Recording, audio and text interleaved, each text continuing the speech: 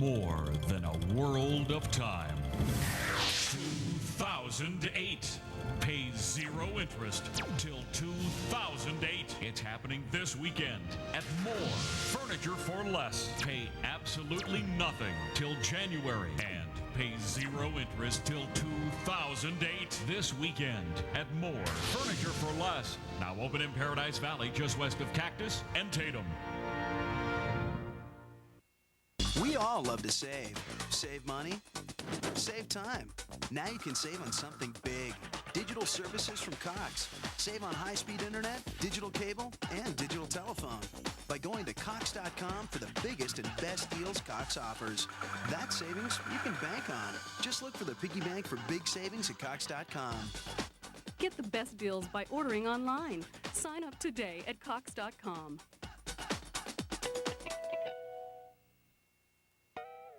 Now that the monsoon season's upon us, many of us have concerns about mosquitoes and West Nile virus. Did you call the company that's been treating your home and yard for ants and scorpions this summer, only to find out there may be an additional charge, or worse yet, they don't treat for mosquitoes at all? Arizona Exterminating has developed a valuable alternative called the All Pest Solution.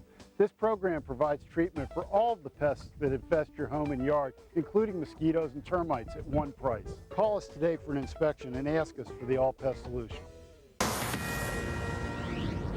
This is a Fox News alert. This is our camera angle from our compound in Baghdad. We understand that a loud blast was heard. Our reporters there saying it was about 300 meters from this location, and they are beginning to see smoke. They're going to find out exactly what is going on and get back to us. But a loud blast heard in Baghdad. We'll continue to follow that story for you.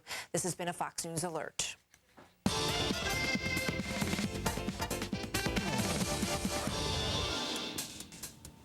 I'm going to give it a chance, and I'm going to say, Rob, you're fired.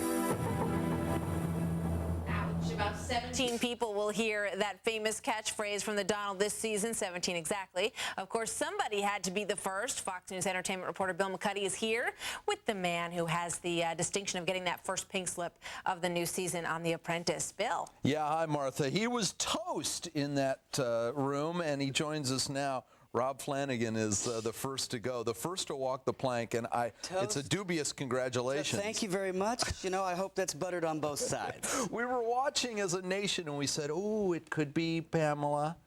I was hoping it was Andy. Pamela. Well, obviously you were. Absolutely. But were you stunned, or were you thinking, of these three, I'm probably going to be the guy to go first? Now, was it last night when I was watching, or when I was really sitting there? No, I thought that from my participation with what I presented during the task, right, during the actual 48 hours that we participated in that task, I thought I was safe. Well, you know, Rob, what upset me, and I think the nation, is you were underutilized.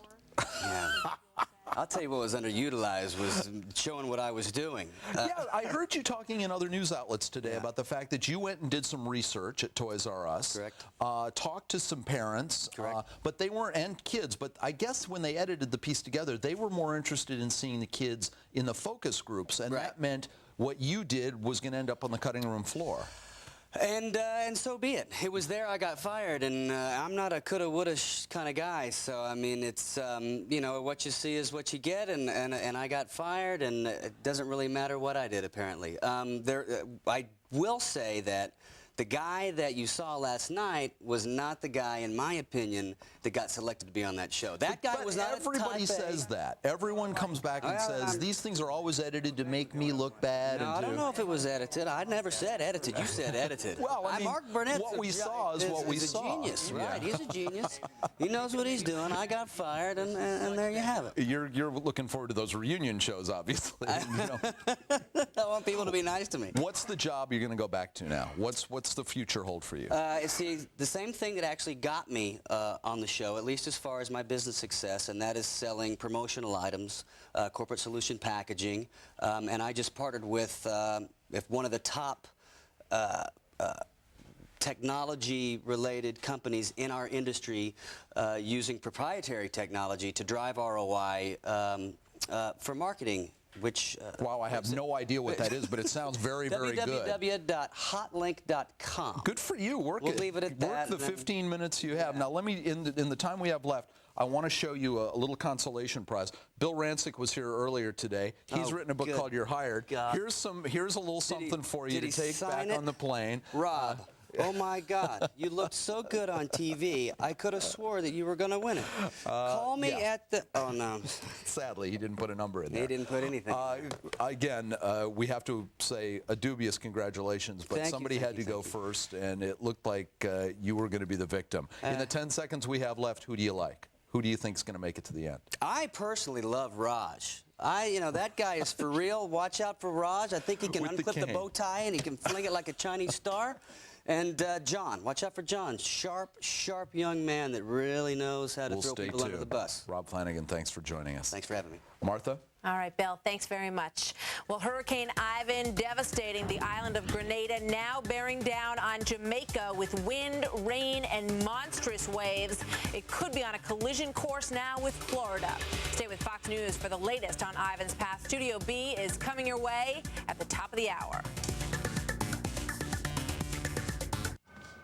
You sure we can get a couple more years out of these machines? Because we really can't afford new ones. Relax. With my little upgrades, nobody will even know the difference.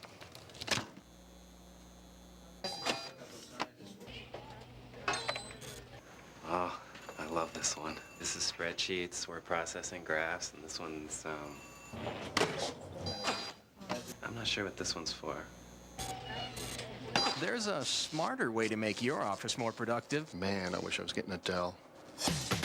Old technology just holds you back, but new customized Dell systems feature Intel Pentium 4 processors with HT technology, so everyone can do more for less. Right now, get great deals on select Dell desktops. Hurry, get double the memory for free and save up to $150. What's this? It's your new laptop. The latest technology, easy as Dell. Dell systems use Intel Pentium 4 processors with HT technology. From Sharper Image, the patented Ionic Breeze Quadra cleans and circulates air with no fans, no filters, and is totally silent.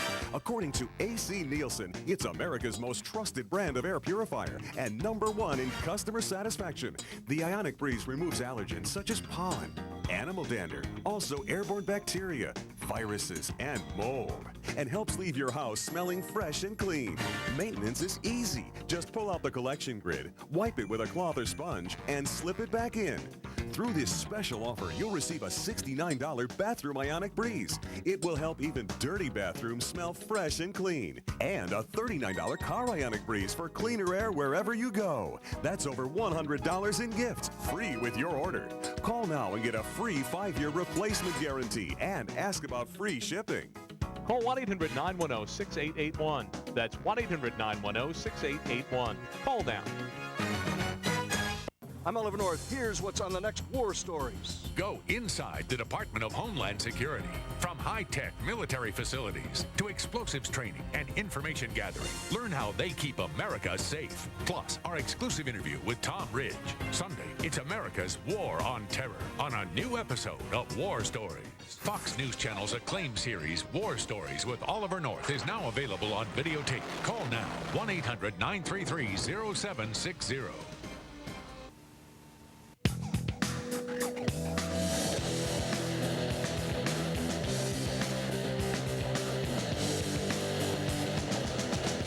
And that is a look at today on Fox News Live. Studio B with Shepard Smith starts right now.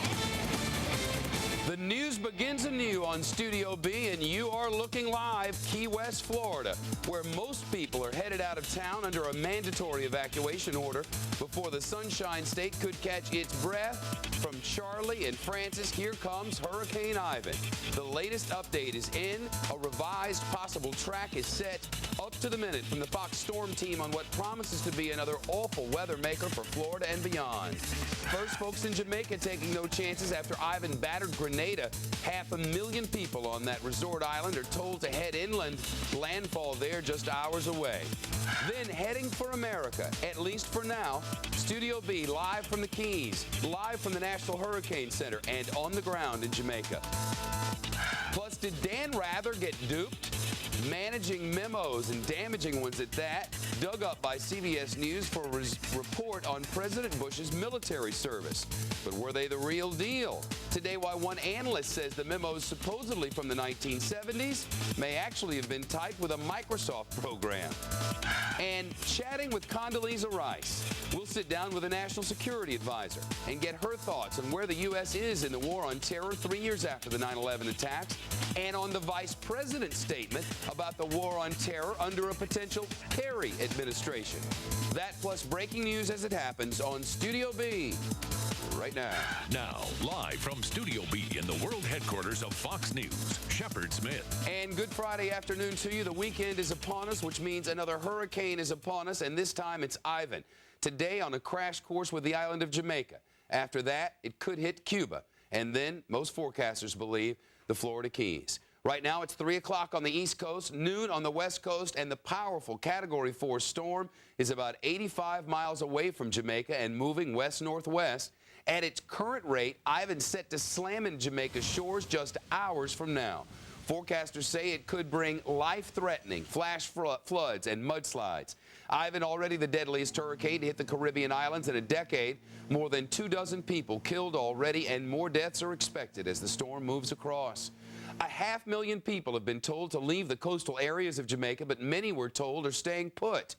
That's not the case in Florida, we hope, where for the third time this month, scores of people are headed for cover, but could Ivan hit someplace else altogether?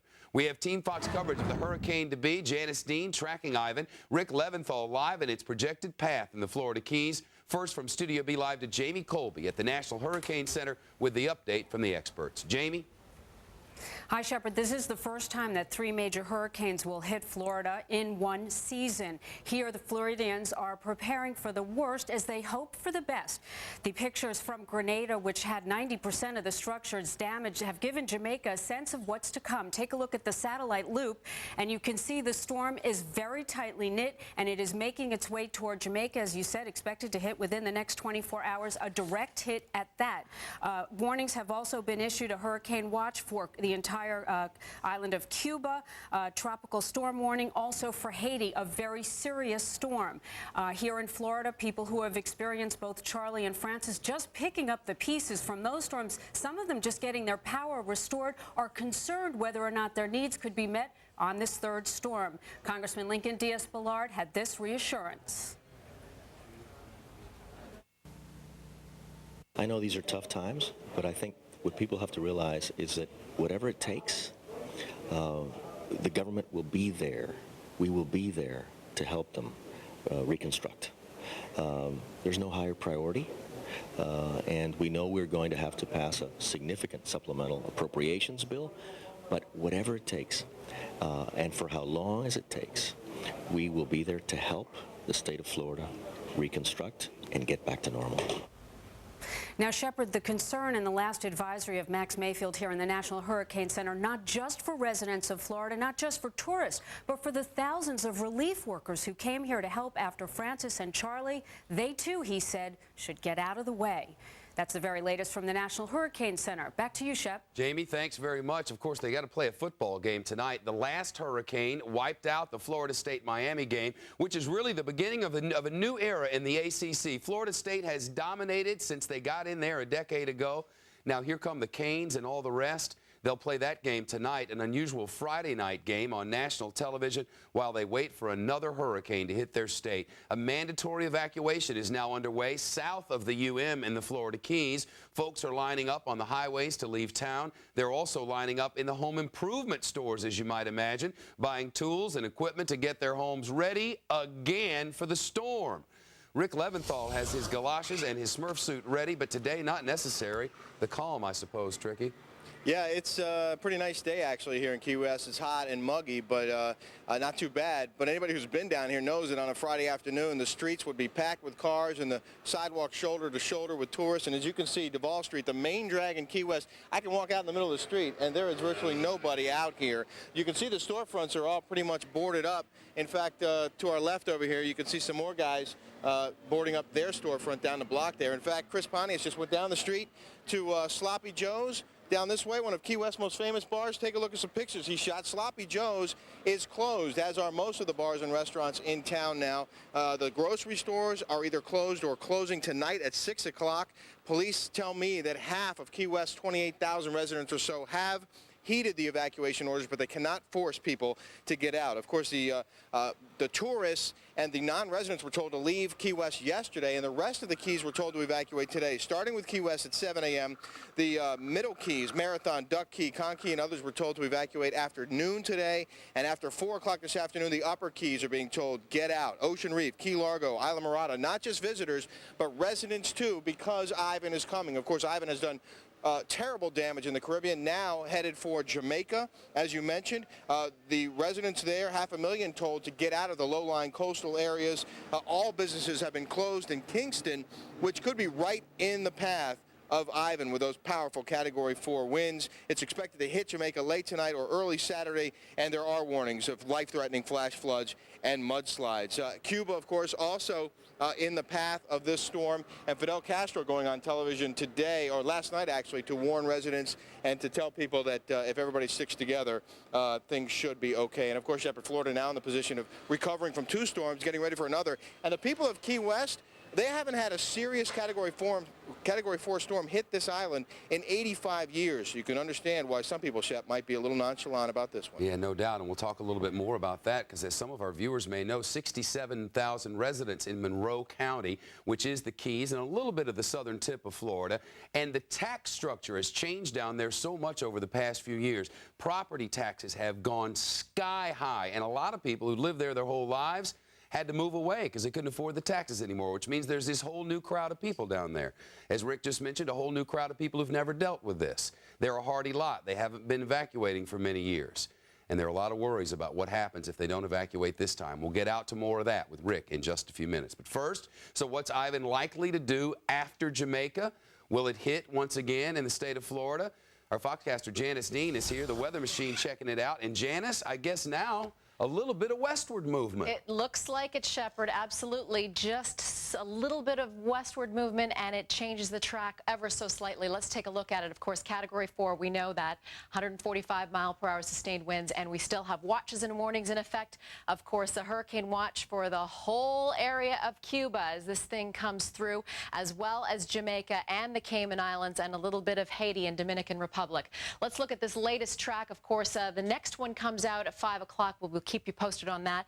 140-mile-per-hour sustained winds up to 145 when it crosses western Cuba. And then look what it does. It kind of hugs the west coast and then moves up the center of this track into the eastern panhandle. But I want to tell you that we are still far away from seeing really where this thing is going. So a window of opportunity. It could move as far west as New Orleans. It could also move as far east as the east coast of Florida. So all of these areas you want to be keeping watch on this storm in the next 24 to 48 hours to see what it does. And Shepard, we're not even into peak season yet. Yeah, I know. It's crazy. That cone of consequences you're looking at there, all the way on the west side over there where Hurricane Camille hit, 40 years ago and just about destroy the Mississippi coast. Well, and I think I want to make sure that people know that, of course, we don't want it to hit Florida. We are doing a lot of wish casting, but we want to make sure that people know across the Gulf Coast this thing still has a lot of time to decide where it's going to go, and the Gulf Coast waters are warm and ripe for this thing. Yep, sure are. Janice Dean, the weather machine, thank you. More on Hurricane Ivan in just a few minutes. You know, one thing is,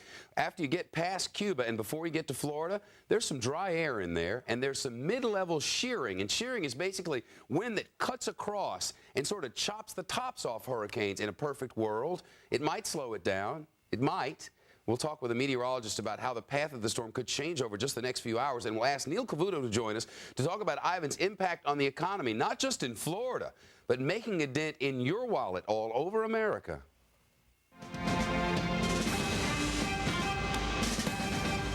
U.S. forces fighting Iraqi insurgents on a number of different fronts today, launching an offensive against 3 separate rebel strongholds. From Studio B, let's get to Amy Kellogg, who's live now in Baghdad. Amy? Hi, Shep. Well, a lot of the fighting in the last few days has been intense, but really, I think it's fair to say that much of the focus of the military in some of these restive cities, Shep, is trying to restore legitimate government. In many of these areas, the newly appointed Iraqi officials have been chased out by either religious fundamentalists or others who simply don't like the new government because they believe it is working too closely with the Americans.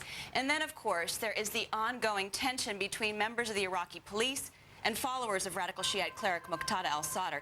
Today, according to witnesses, Iraqi police opened fire on some of al-Sadr's people as they marched in a procession from a Baghdad mosque. Hospital reports say 2 were killed, 5 were injured. It's not altogether clear what started the confrontation.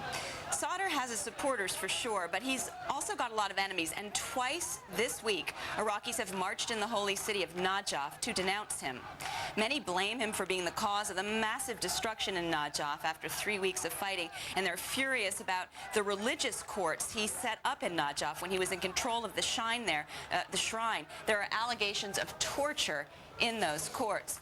Finally, Shep, Al Jazeera is reporting tonight that some of al-Sadr's Mahdi militiamen, his gunmen, they seized 4 Iraqi policemen in Najaf, and they're threatening to kill them unless Iraqi police stop what they say is hunting al-Sadr supporters and persecuting or pursuing Muqtada al-Sadr himself. Shep. Amy Kellogg, live in Baghdad, and still to come here from Studio B, the coast and the cost, more likely, along the coast for this 2004 Atlantic hurricane season. It's being felt well beyond Florida's borders.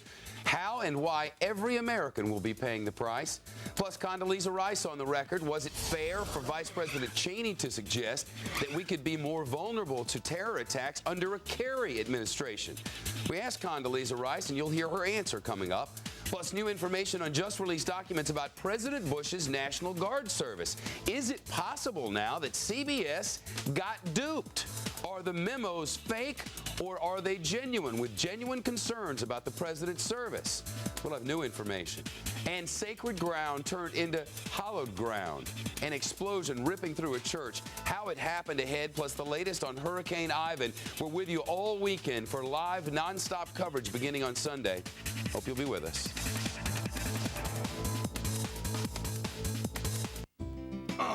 Oh, my back. Need some help? Yeah. Try my Bayer Back and Body. Thanks, hon. It's Bayer Aspirin plus a special pain relief booster. It works right where it hurts. Bayer Back and Body. Get moving again. Pain-free. Last week I went on a big vacation with my best friend. We did a lot of driving cross-country. Depend underwear fits great under my clothes. It's part of my travel gear. I don't have to worry about anything. Depend. I trust it. I absolutely trust it. Attention homeowners. Need cash to consolidate bills, pay off credit cards, home improvements? Don't wait for interest rates to go up. Apply now for a second mortgage with a no closing cost option from Ditech.com. Ditech.com is a direct lender, so there's no middleman or broker fee to pay. Don't wait. Get the cash you need now with a second mortgage from Ditech.com. Call 1-800-71-FIXED or log on to Ditech.com now. Ditech.com, your mortgage solution delivered.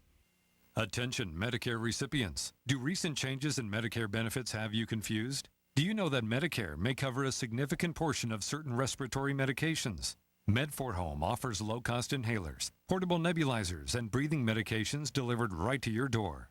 Best of all, we navigate the Medicare paperwork for you. If you need respiratory medications, call us now at 1-800-292-4564. Our experts are only a free phone call away. Saturday, on September 11, 2001, the unthinkable happened. A vicious act of terrorism took the lives of nearly 3,000 innocent Americans. Now, 3 years later, we remember those tragic events and examine how it has impacted our country, our politics, and our way of life. Plus, we expose its effect on the economy, our investments, and the toll it's taken on the markets. Live from Ground Zero, Neil Cavuto hosts a special edition of The Cost of Freedom. Don't miss 9/11 Remember, the rise after the fall. 14 minutes past the hour now on Studio B at FNC, and you know we're relying on our powerhouse stations in Florida to give us great help when covering this storm as it comes ashore. One of the reporters who was in the Bahamas for the last storm has traveled to Jamaica for this one, where the populated capital is within hours of getting hit. On the phone with us from Kingston is Adam Williams, reporter for WSVN 7, the Fox station in Miami. Adam, how's it looking there? Well, Shepard, if there is a time to use the expression a nail-biting experience, this would certainly be it. Let me just set the scene for you. We are beginning to feel the outer bands of the storm very wet. We're having strong winds, rain showers, sustained rain, sustained wind.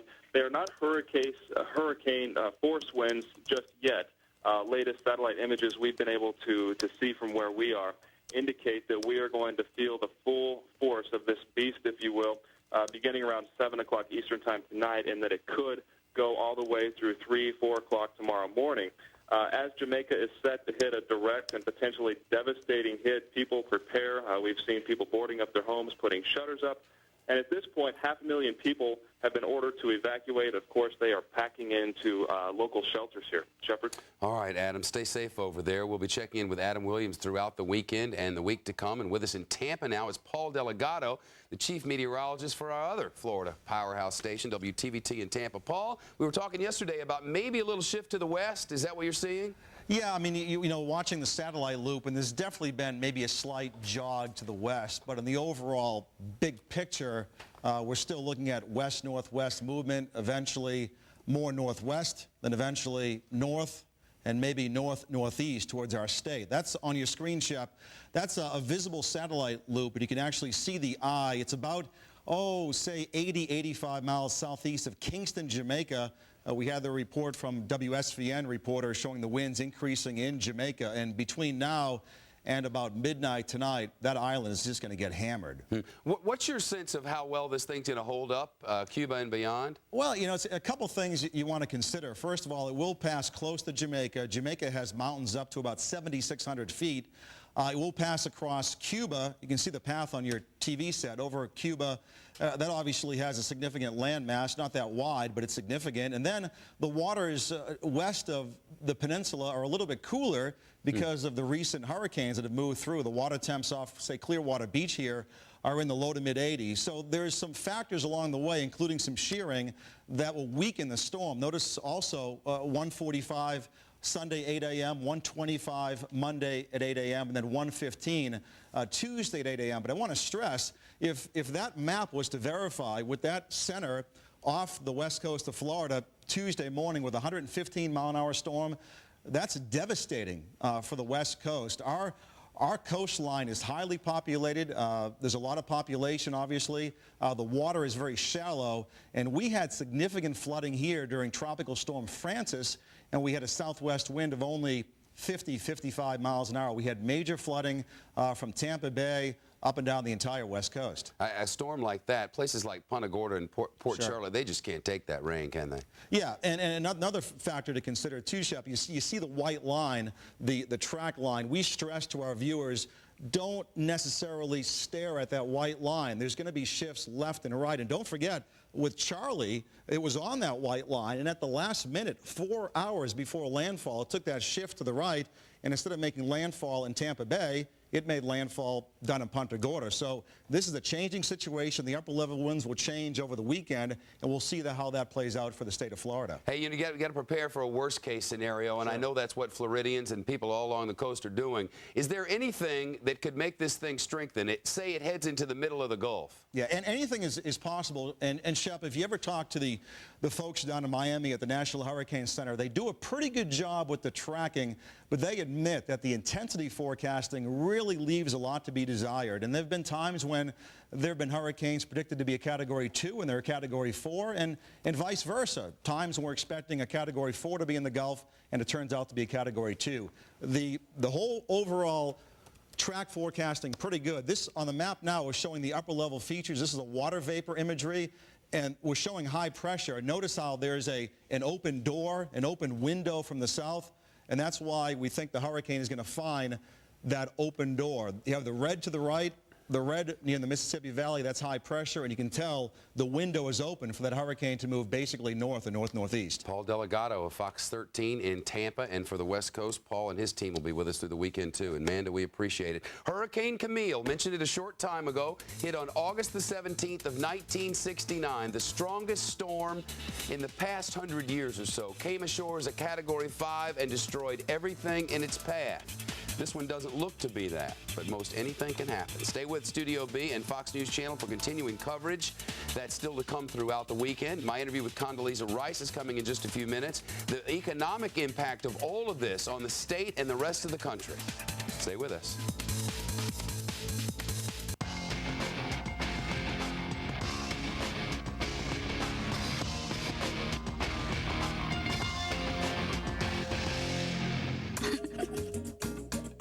Women, they want to feel their power. They want to flex their muscles. They want to be strong and sweet forever. And they want to enjoy their calcium. One delicious Viactive Soft Calcium Chew twice a day has the same bone-building calcium as those big, chalky pills. Viactive Soft Calcium Chews, because women should get exactly what they want. Introducing the Ultimate Buttery Spread, new Smart Balance Omega Plus, with natural plant sterols and omega-3 from the sea to help promote healthy cholesterol and triglyceride levels. Omega Plus contains no hydrogenated oil and no trans fatty acids, with the right balance of fats for smart eating, plus a delicious buttery taste. Try the Ultimate Buttery Spread, new Smart Balance Omega Plus. Homeowners, the average credit card rate is over 13%. Ouch. But Countrywide has a home equity loan at this low rate. Just think of how much money you'd save by paying off all your high-rate credit cards with this low-rate home equity loan from Countrywide. Just pick up the phone, get a quick upfront approval, and get your cash fast. But rates are rising. Did I say call? So call Countrywide and get this low rate today. 1-866-436-1992. Symbols. They represent the best things about America. Freedom, valor, sacrifice. Symbols, like the heroes they represent, are meant to be respected. Some didn't share that respect and turned their backs on their brothers. They renounced the symbols which this country gives, and that was the medals themselves. I gave back, I can't remember, 6, 7, 8, 9. How can the man who renounced his country's symbols now be trusted? Swift Boat Veterans for Truth is responsible for the content of this advertisement. It's a whole new way to look at the news. With a countdown of the day's biggest and most interesting stories from here, there, and everywhere. 12 News up front with Faye Fredericks and Mark Curtis. Weekdays at 4:30 right after Who Wants to Be a Millionaire. Starting September 13th. After $21 million, Millionaire is making its big move. Join Meredith Vieira on a whole new channel with more lifelines. Now Who Wants to Be a Millionaire? On Channel 12, weekdays starting September 13th. To a full 50% off. It's one of a kind this week at More Furniture for Less. The huge in-store parking lot and tent sale. At cost, near cost, even below cost. Up to a full 50% off. Living rooms, dining rooms, bedrooms, leather furniture, kids furniture, mattresses, floor models, one of a kind, and discontinued merchandise. Tent sale liquidation prices throughout the showroom. Up to a full 50% off. At More Furniture for Less. It's today, 9 a.m. till 9 p.m., 12 hours. Well, tomorrow marks 3 years since the attacks of 9/11. As the nation works to recover from the worst terror act on American soil, another kind of terror seems to be hitting in the pocketbooks.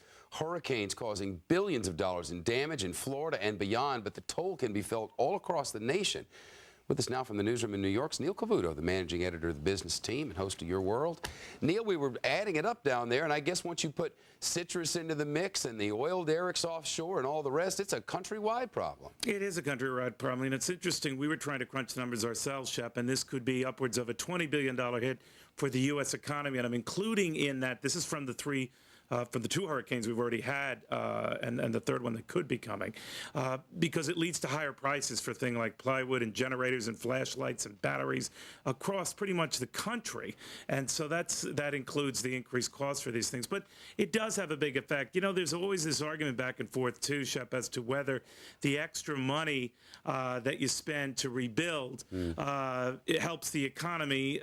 I think people lose sight of the fact that it first hurts it because you're essentially replenishing and rebuilding what was destroyed. So I tend to think it's a wash, but longer term, they look for an economic pickup in the rebuilding. Certainly not a wash for a lot of individuals, though. You know, that's That's such a service industry state. And, man, I got friends down there, Neil, who haven't worked in a month. Yeah, and you know, it shows up in national figures. You know, when it keeps raining and pouring and storming and hurricaning and all of that, people don't go out to eat. They don't go to stores. They don't go out, period. And Florida is I think the 5th largest economic power in the country. So when that's essentially shut down, as it has been for much of the past month, it can't help but show up in the economic statistics. You know, in Hurricane Andrew back in 1992, Shep, it shaved a full half a point off the GDP. Now, we made some of that back in future months, but not all of it. I was going to ask you about 9/11. I was talking to Condoleeza Rice this morning about how many improvements there have been and how much we learned from it all. But we were wondering in the days after 9/11 if this economy would ever recover. Well, you know, Shep, at the time when you were covering that so well and I was sort of monitoring the financial fallout, I can remember many an economist and analyst who was on my show saying this is going to lead to a multi-year bear market. It could lead to a depression. There were some prevailing thought that it was going to be like a financial nuclear winter for us. The fact of the matter is that we rebounded smartly from there, Shep. You know, the million or so jobs we lost as a result, either directly or indirectly from 9/11, have long been since made up. Now, there were other issues for the economy, the bursting of the internet bubble, all the corporate scandals that sort of ensued in the weeks and months that followed. But the fact of the matter is this economy scored a remarkable touchdown from that calamity. And I think it says something about the resiliency of the capitalism here that so many times, Shep, we've been buffeted, and we offer some historical perspective in tomorrow's show, whether you're talking about Pearl Harbor or World War I or World War II or the Vietnam War or 2 energy crises. We always come back. It's a testament to Americans' resolve. But still, there are those who are going to argue we don't want to forget 9/11 too much, though. We don't want to forget what really happened here because Americans tend to sanitize terror. I think many of us have with that, and I think it's a good reminder for us to remember the horrific events that happened 3 years ago tomorrow. Yeah. It does serve as a good economic reminder what we're capable of coming out of. I'm sorry. I have always wanted to ask you this in the hallways of this building and never have. But I remember it was Thursday at the end of the week of 9/11. They were scrambling to try to get the markets reopened. They couldn't get the volunteers in there. 9X was the phone company at the time. Rudy Giuliani wasn't sure if he could let them in. And I've always wondered if waiting to reopen the market on Monday, when our heads were a little clearer, might have made an enormous difference in that initial drop. I think it made a big difference, you know, whether they were physically up to it or not. And we know, Shep, in retrospect, they were not. But the fact of the matter was, had we rushed this, cooler heads would not have prevailed. It would have been very emotional trading. As you remember, in the days of that new week, we sold off precipitously. It would have been even worse, I suspect, had we gone right ahead. So I think in retrospect, cooler heads did prevail. And both New York Stock Exchange officials, NASDAQ officials, Amex officials, exchanges from around the world were coordinated rather brilliantly. And people showed both their support for the American economic system. If this happened in a third world country, Shep, it really would have been nasty. I mean, whole governments turn over with this sort of calamity. We just kept on pumping. Amazing. Good to see. Neil Cavuto, thanks. Man, Neil's got a terrific special for you coming in the morning. His weekend business block, which is always top-notch, tomorrow is live from the World Trade Center site, remembering 9/11, a tribute to those who have helped us overcome, and a tribute to those who kept investing in what was clearly a shaky and really unpredictable economy, and America trudged on. It will be a heartfelt remembrance and an uplifting thought for tomorrow. That's in the morning of 9/11. Which promises to be as beautiful a day as this one began. Man, this morning was just like September the 11th of 2001. It was a dry day after a storm had just passed through. Not a cloud in the sky. A beautiful fall-looking morning in New York City. It was as if you could almost smell it all over again. Studio B continues in a minute. Somebody's sending booby-trapped letters now to governors' offices across the nation, and now police think they know who's behind it. Plus, forecasters say Hurricane Ivan's still on a path to hit the Florida Keys, and while many folks are trying to get out of town, our Rick Leventhal is just settling in. Put Rick in the way of the storm. Yeah, that'll do it. And Condoleeza Rice, the National Security Advisor, sitting down to talk a little bit about 9/11 and about what the Vice President said regarding our safety under a potential Kerry administration. What do you believe that the President's Security Advisor might say about that? Her thoughts coming up. Air pollution is a big problem. The EPA ranks indoor air pollution among the top 5 environmental risks. Exclusively from Sharper Image, the patented Ionic Breeze Quadra cleans and circulates air with no fans, no filters, and is totally silent. According to AC Nielsen, it's America's most trusted brand of air purifier and #1 in customer satisfaction. The Quadra has even earned the seal of the Asthma and Allergy Foundation of America because it's been proven to reduce airborne allergens. Only the Ionic Breeze positively charges incoming air while pulling it toward a negatively charged grid. Positively charged contaminants attach to the collection grid, and cleaned air is accelerated into the room, creating a fresh, clean smell. Maintenance is easy. Pull out the collection grid, just wipe it off with a cloth or sponge, and slip it back in. It's that simple. The Ionic Breeze removes allergens such as pollen, animal dander, also airborne bacteria, viruses, and mold. It powers through smoke and offensive odors and can leave your house smelling fresh and clean. Don't be misled by our noisy competitors. This one claims you never need to replace a filter, yet their instructions clearly state you should replace a filter every 2 months.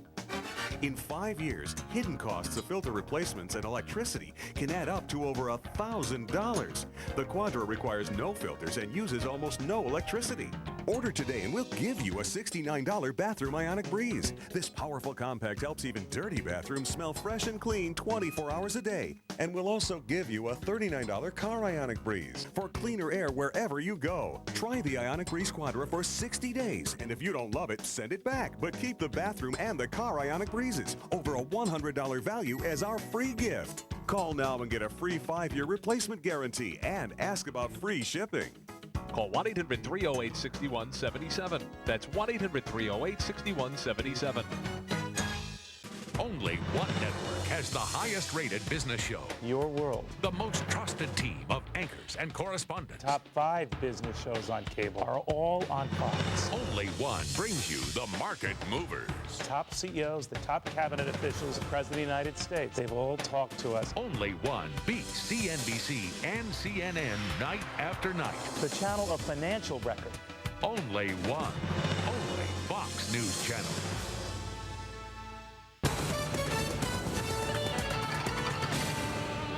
Bracing for Ivan, I'm Martha McCallum. Hurricane Ivan could be heading toward Florida, and folks there aren't taking any chances. A mandatory evacuation has been ordered in the Florida Keys. Right now, Ivan is about 650 miles southeast of Key West. The deadly storm caused widespread damage in Grenada. It is blamed for at least 32 deaths across the Caribbean, and it is now on track to hit Jamaica and Cuba over the weekend.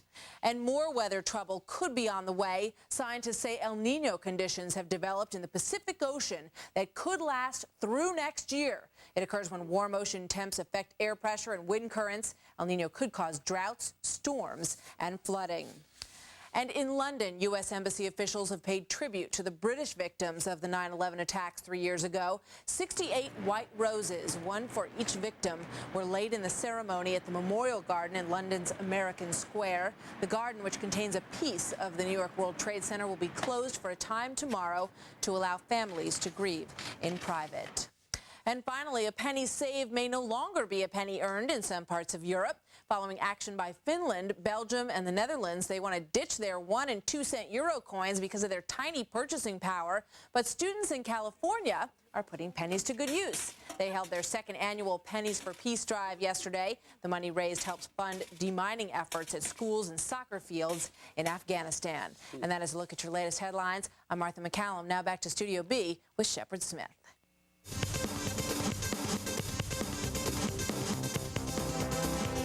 As you decide, 04, there are new questions about whether documents concerning President Bush's National Guard service are the real deal.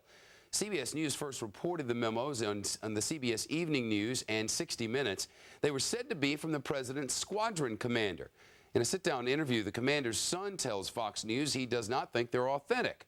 The White House says it's not sure either way, adding the whole thing is a coordinated effort by Democrats to tear down the president. Team Fox coverage as you decide 04. Steve Brown covering the Kerry campaign live in St. Louis. First from Studio B to the White House correspondent James Rosen with the tale of the memos, I suppose, from the North Lawn. James? Shepard, good afternoon. Fox News has conducted a lengthy exclusive interview that casts further doubt on those already contested memos from the early 70s obtained by CBS News, which purported to show that then Lieutenant George W. Bush tried to dodge his service requirements in the Texas Air National Guard. As the White House always points out, the president received an honorable discharge from the Guard. Yet political opponents charge the president cannot account for his whereabouts in the second half of 1972 when he skipped a mandatory physical exam. This week, CBS News touted private memos bearing the signature of Lieutenant Bush's squadron commander, the late Lieutenant Colonel Jerry Killian. In these documents, whose type font some forensics experts say did not exist in the early 1970s, Colonel Killian wrote of superiors exerting pressure on him to, quote, sugarcoat Lieutenant Bush's record. Today, Fox News has spoken with Jerry Killian's son, Gary, who sent us a picture of his father. Gary says the papers did not come from the Killian family, and they strike him as dubious. Jerry Killian never wrote memos to the file, his son says, yet 3 of the memos cited by CBS are written in that format. One of them, captioned CYA, showed the colonel refusing to upgrade a rating for Lieutenant Bush, a document that especially raised Gary Killian's suspicions about these documents attributed to his father. One, it would imply that there was severe pressure being put on him by superiors to forge or alter a rating on a particular officer. I have a problem with that to begin with. But moreover, it would imply that he was willing to do that, and it would also imply that he was putting a letter to a secret file to cover himself in case anything ever happened. And I think all 3 premises are false. Finally, Gary Killian also says that his father told him 25 years ago that Lieutenant Bush actually volunteered twice for a program called Palace Alert, under which Air National Guard pilots were allowed to serve 1 year's active duty as pilots in Vietnam, and that twice Lieutenant Bush was turned down for that duty because he did not log enough time in the air yet. Shep? James Rosen live at the White House. Now, on the Democratic side, Senator John Kerry's bringing his presidential campaign to Missouri for a town hall meeting. He did so this morning, and to Pennsylvania for a rally tonight. Senator Kerry is pushing to renew the ban on semi-automatic weapons, which expires on Monday. Our Team Fox coverage continues now from Studio B to Steve Brown, that is. He's live in St. Louis. Hey, Steve. Hey, Shepard. Yes, this is something of a new item for the presidential candidate for the Democrats to be tackling, the Brady bill. Kerry was talking about this at the tail end of his remarks at a town hall meeting here in St. Louis. It's lasted most of the second half of the morning. The Brady bill expires on Monday. The federal law prohibits the manufacture of 19 types of semi-automatic rifles and clips holding more than 10 rounds of ammunition. Kerry chastised President Bush for not pushing for an extension to the Brady bill, adding that the White House's inaction hurts America in the war on terror. Al-Qaeda wanted to come into America, and in the Al-Qaeda manual on terror, they were telling people to go out and buy assault weapons. On the other side, if you will, the NRA, the National Rifle Association, is targeting Kerry in a half-hour infomercial set to run in at least 7 states, 5 of them swing states. The 30-minute ad mocks Kerry's hunting and gun sports background, charging that if Kerry were president, that he would chip away at gun owners' rights. This is something of a replay of the issue that popped up back in the 2000 campaign when it was Bush and Gore, with mixed results for the NRA. They campaigned heavily in states like Minnesota, Wisconsin, Michigan, and West Virginia. But West Virginia, of those 4, was the single one that went to Bush, and that was a surprise. A lot of folks in that state say that Gore's stance against weapons is what cost him that state and perhaps the election. So here we have it again. Shepard? Steve Brown live with Team Kerry.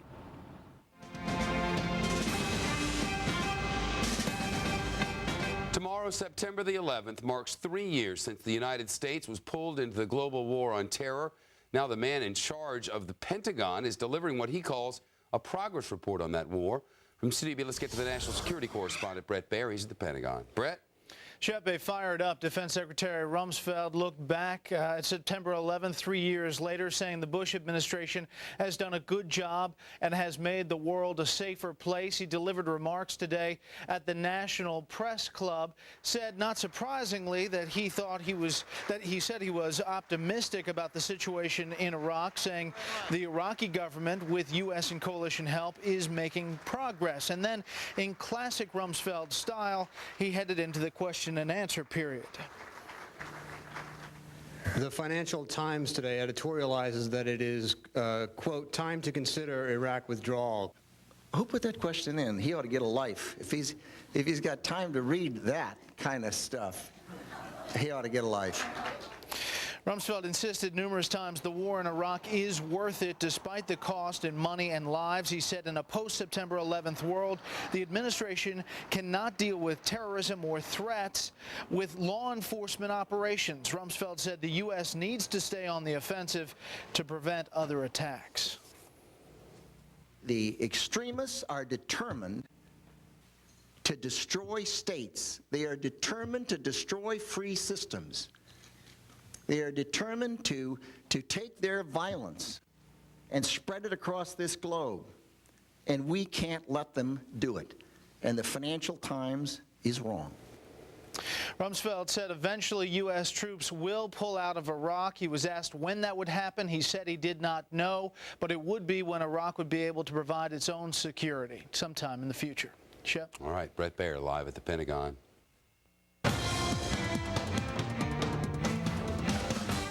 On Homeland Security today, it appears as though someone at a maximum security prison in Nevada mailed a number of letters to governors across the nation. Those letters containing matches which were rigged to ignite when opened. The scare caused an evacuation of part of the Montana Capitol building. The letters also ignited in Texas, Idaho, and Nebraska. Nobody hurt in any of these incidents. They were caught before they were opened in Massachusetts, Washington, and Utah. Nevada corrections officers say 2 inmates are being questioned at the Ely State Prison. Still to come from Studio B, Vice President Dick Cheney taking heat for comments he made about the election and the danger of another terrorist attack. Did he say the right thing? Well, Al Gore weighs in, and so does the National Security Advisor. Condoleeza Rice, his comments on that, plus the wider war in terror. That's ahead on Studio B.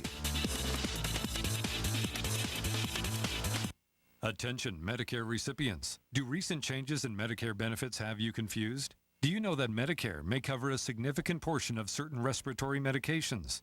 Med4Home offers low-cost inhalers, portable nebulizers, and breathing medications delivered right to your door.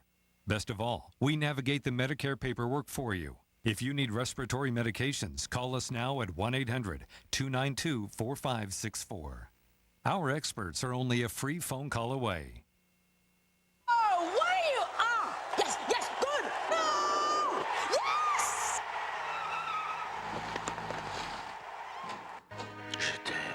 Honey, I'm home. Did you start yet? You watch upstairs.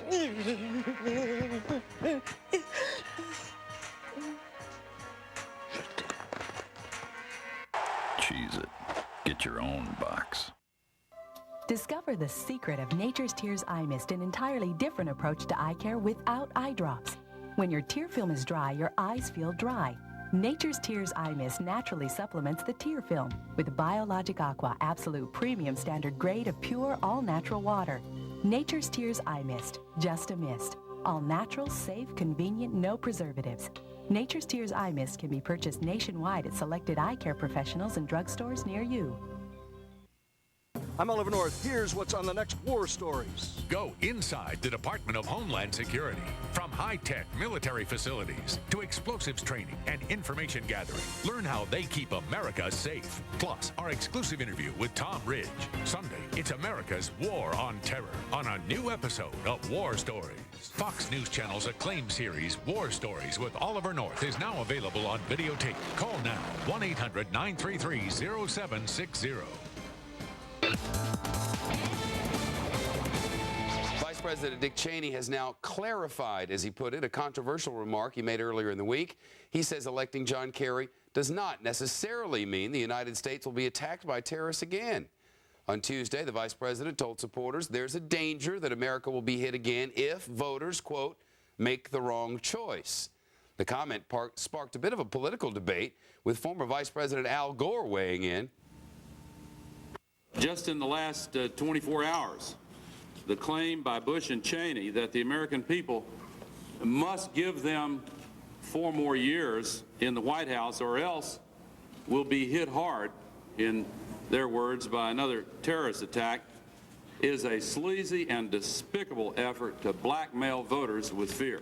Amen. And the American people are going to reject it. Well, the vice president now says that the U.S. has to brace for a potential terror attack no matter who is elected president.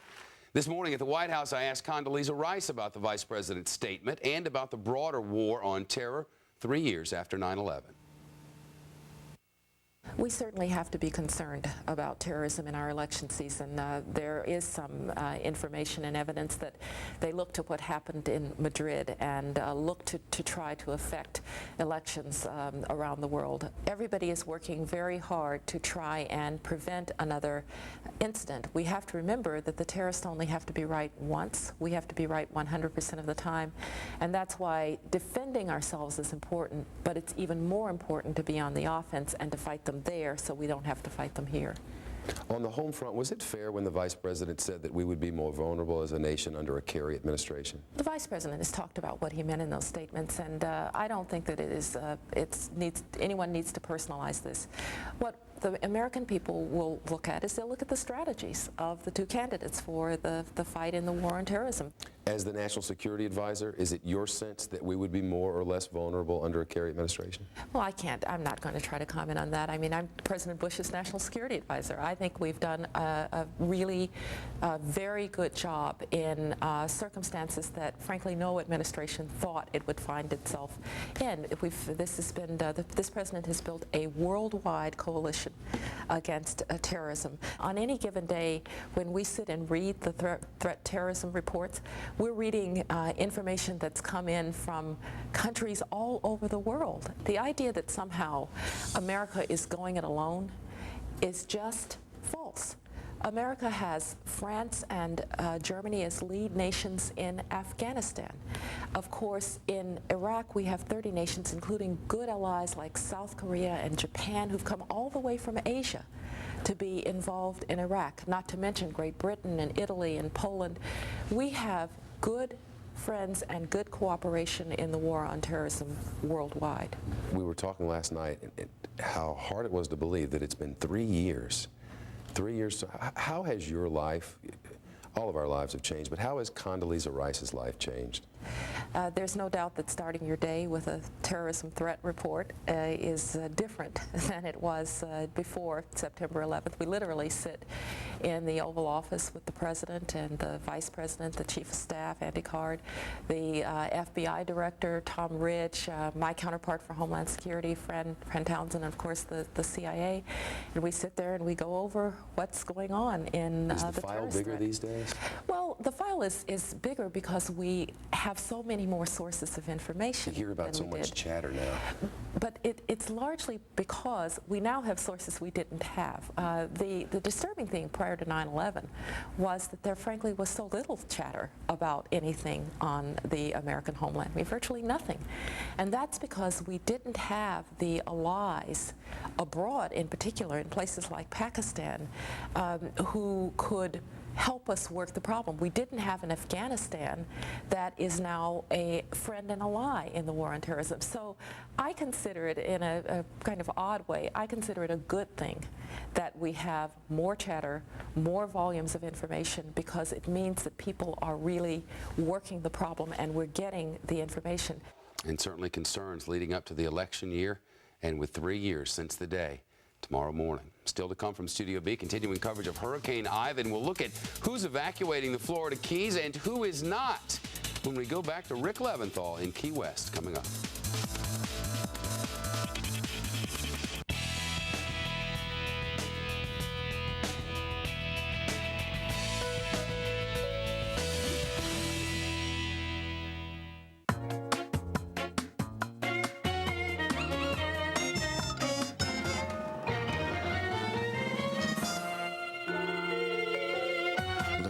Spiders at spdr.com. Oh, my back. Need some help? Yeah. Try my Bayer Back and Body. Thanks, hon. It's Bayer Aspirin plus a special pain relief booster. It works right where it hurts. Bayer Back and Body. Get moving again. Pain-free.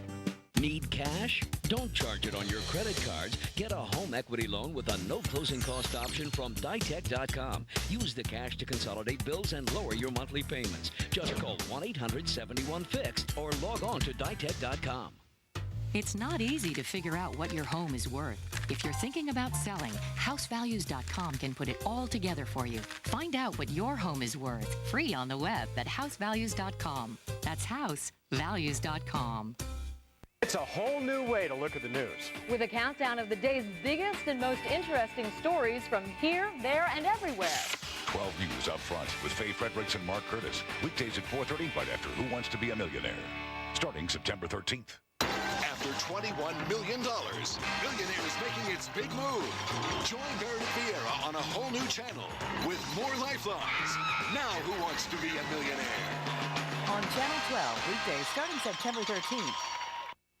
To run your business more efficiently, you get the latest hardware and combine it with the latest software. But what good is all that technology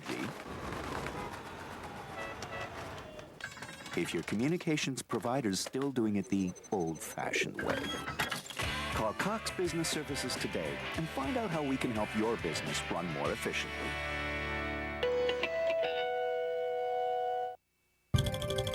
More than a world of time. 2008.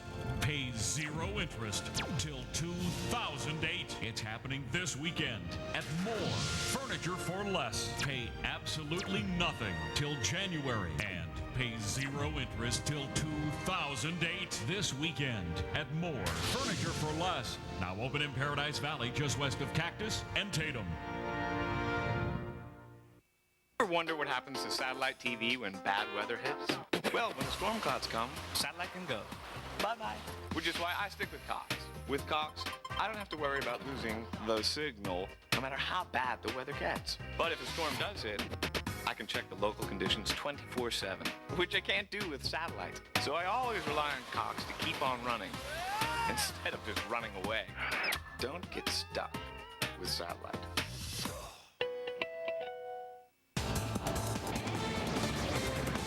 An early morning explosion turning a Connecticut church into this pile of rubble. Would you look at that thing? The fireball sending bricks and shards of wood all over the church grounds. The priest and his family were in their house next door when that blast leveled the place. Man, they were able to evacuate and do so safely. No one else was hurt. State police say they don't have a clue why the church blew up, but say there was a propane tank for cooking.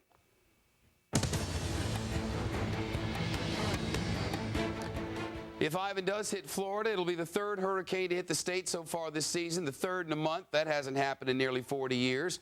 Governor Jeb Bush says he's no longer worried about hurricane amnesia. He's worried about hurricane anxiety. With us now from Key West is Rick Leventhal, who's up on the roof now of the hotel where he'll be working for the next couple. You know, I always found it interesting when working down there, Rick, that the people of Monroe County and the Keys took a lot of pride in saying, we don't leave. Yeah, there are a lot of hardy souls down here. Certainly in Key West, the Conch Republic, people are a little different, if you will. And the ones who are still here aren't going anywhere, Shep. And the ones who I talked to on the street, they tell me they haven't seen this town look like this ever since they've been living here. And the place is pretty much deserted. But I know a lot of people are staying behind. I guess that's the sense, isn't it? Yeah, absolutely. I mean, I talked to a police officer who told me he thinks about half of the 28,000 people left, and the other half are the hardy souls who aren't going anywhere. And, you know, we have been talking to them, and they're telling us, look, you know, we've lived here our whole lives, or, you know, this storm doesn't scare me. One of the guys told me that his biggest fear is looting.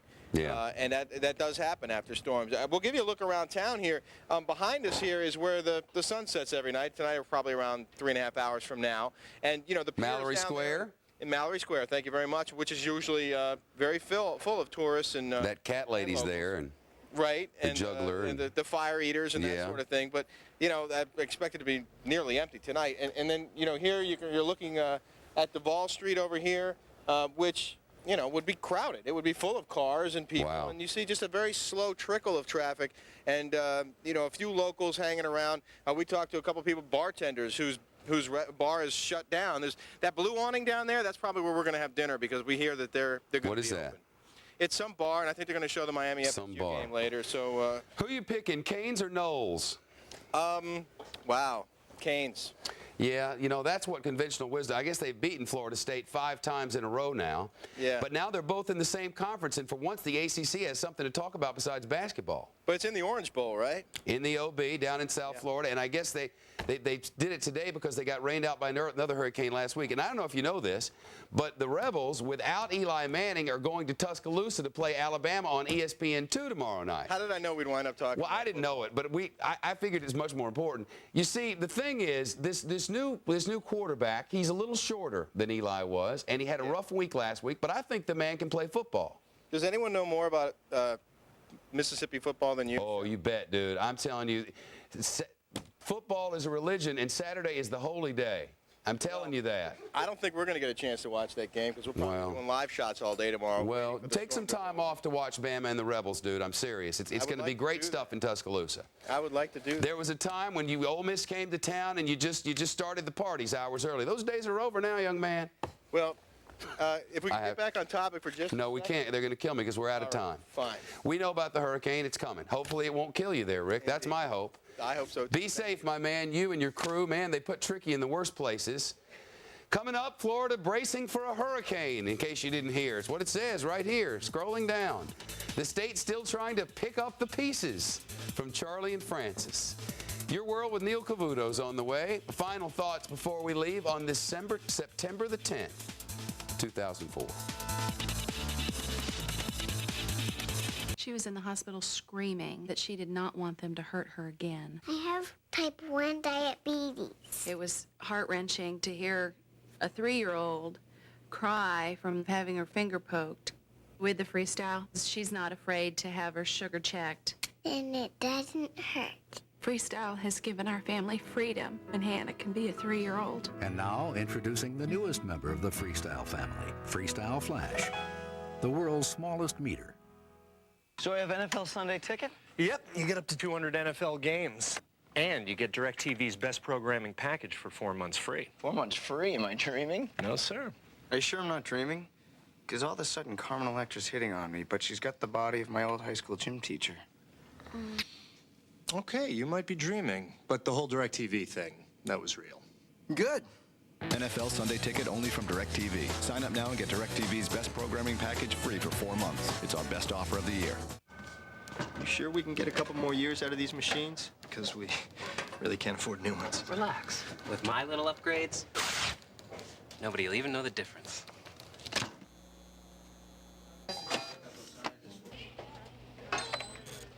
Oh, I love this one. This is spreadsheets, word processing, graphs, and this one's, I'm not sure what this one's for. There's a smarter way to make your office more productive. Man, I wish I was getting a Dell. Old technology just holds you back, but new customized Dell systems feature Intel Pentium 4 processors with HT technology, so everyone can do more for less. Right now, get great deals on select Dell desktops. Hurry, get double the memory for free and save up to $150. What's this? It's your new laptop. The latest technology, easy as Dell. Dell systems use Intel Pentium 4 processors with HT technology. Saturday, it's a Bush bounce at the polls. Morden Fred with an inside look at the numbers. Beltway boys. Then, does the media hype hurt celebrity trials? An in-depth look at high-profile cases. Fox News Watch. Only one network has fair and balanced news.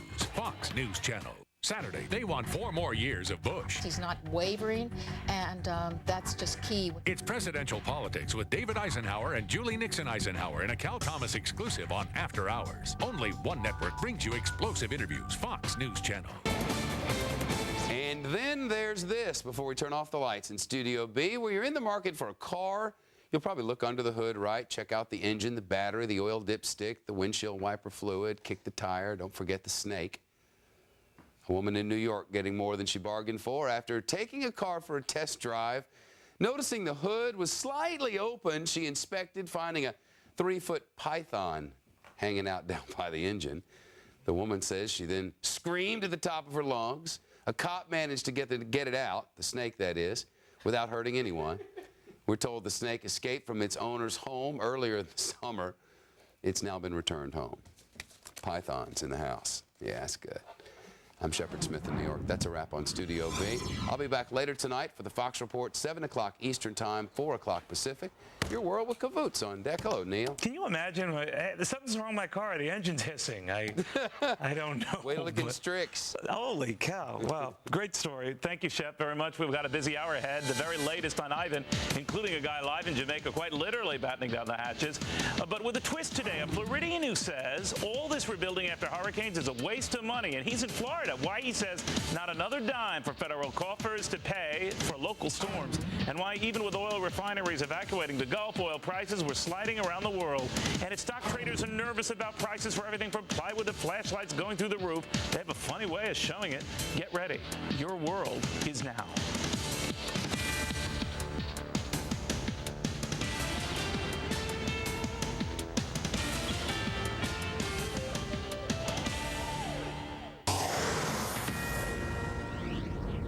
Category 4 now, anyone's guess tomorrow. Ivan makes his move. The only question, where? Welcome, everybody. I'm Neil Cavuto, and this is Your World. Fox on top of a hurricane now on a tear. We've got the latest on Ivan and why it seems financial markets today couldn't care less about Ivan.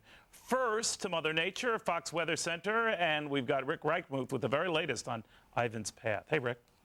Hey there, Neil. Yeah, right now, Jamaica, you need to be watching because it is on your shores right here. Right now, about 85 miles just to the southeast and moving around 12 miles an hour. That means within the next, well, really probably 2 to 3 hours, you're going to start to see hurricane-force winds and then conditions deteriorating throughout the evening. Really probably during the overnight hours, unfortunately, you're going to see the worst of this. So you're going to have the darkness to contend with as well. Winds probably still around 145 miles per hour, sustained winds. Of course, gusts could be anywhere up around 185 miles per hour. Then this thing moves back over here in the warm waters. Cayman Brac, things not looking good for you after this passes through there. Then it goes through Cuba. Winds still around 145 miles per hour as it goes through Cuba before it moves back up here into these warm waters. Now, thing we need to know here is we're saying 8 a.m. Tuesday right here just in towards the eastern shores of the Gulf, skirting by Tampa. Of course, if this thing takes any sort of an easterly track at all, moving here a little further south, we're going to be looking at landfall about 24 hours earlier. Of course, if it moves a little further out to the west, it's going to be a little bit later as well. This entire area certainly needs to be on guard. That includes folks all the way over in towards New Orleans. Make sure that you're not thinking this is just a Florida storm because there are some models showing this that it could track further over to the west, so you need to be very careful and watchful for this storm, even in towards points a little further west. Take a look currently, though. We are under hurricane warnings in throughout Jamaica as well as Cayman Islands. That means Cayman Islands, within 24 hours, you're going to see it. Jamaica, you're going to be under the gun over the next number of hours. We'll keep you posted on this. Neil, back to you. Thank you, Rick. Appreciate it, my friend. Joining me now from Jamaica is Francois Saint-Just, the executive producer of the island's local radio station, Fame FM. Francois, what can you tell us? Hi, good afternoon, Neil. So far, so good. We are really bracing ourselves. We've done all of the work that we had to do in Jamaica yesterday with battening down and getting supplies all to various communities, having to evacuate some of the low-lying areas to the shelters across the island. And so all of that has been done now. And we've been sitting around this morning into this afternoon. It was clear skies this morning. But that has changed now. We're under total cloud cover. We have a steady rain, but we do not have the heavy winds at this point in time. We're expecting that later on this afternoon into the evening and night is what the meteorologists are telling us. So at present, we just have steady rain and no big winds. We are soaking up the ground, however, and we've gotten reports coming in of a few trees that have fallen over just because of the soaking in the ground, which doesn't look good for the rest of the night. We've had some storm surges that have been about 5 to 6 feet, and therefore some of the coastal roads are now impassable. Also impassable is the road to the international airport, which is shut down. However, that is where the meteorological center is in Jamaica, and it's on a peninsula which is at sea level. So literally as the storm surge came this morning, that road to the international airport is completely overtaken, and that area is cut off, as well as the Port Royal area out there. We still have not heard anything of landslides or any other problems at this time, but we're here and we're bracing for Ivan. Francois, let me ask you a little bit about the quality of the homes there and whether they can withstand this. In Grenada, we're told that 9 out of 10 homes, I still find that a staggering figure, were destroyed or partially destroyed because of poor construction. They just couldn't withstand the winds of this thing. How bad is it in your neck of the woods? Well, a lot of the homes that are in Jamaica are brick homes with brick roofs, and that will withstand the hurricane. However, you're going to have another great amount of homes which are in the poorer areas, which are made of wood and zinc. Okay. And these homes cannot withstand even hurricane strength winds at 70 miles an hour. At 140 miles an hour, that's going to be a very sad situation. Okay, Francois, thank you very much. Take care of yourself, my friend. We'll be going back to you as the storm develops here. All right, Governor Jeb Bush in Florida now updating us on preparations there for Ivan. Let's listen. Progress. And that progress continues for the relief efforts for Francis, the recovery efforts that were started and continue on for Charlie that are making a difference for the people of this state. We are afraid and anxious as a citizenry, as residents of this state, and who could blame a Floridian for being a little anxious as this storm comes forth. And unfortunately, Ben's forecasting, or the forecasting of the National Weather Service, does show that the storm continues to move towards Florida, and so we need to be prepared.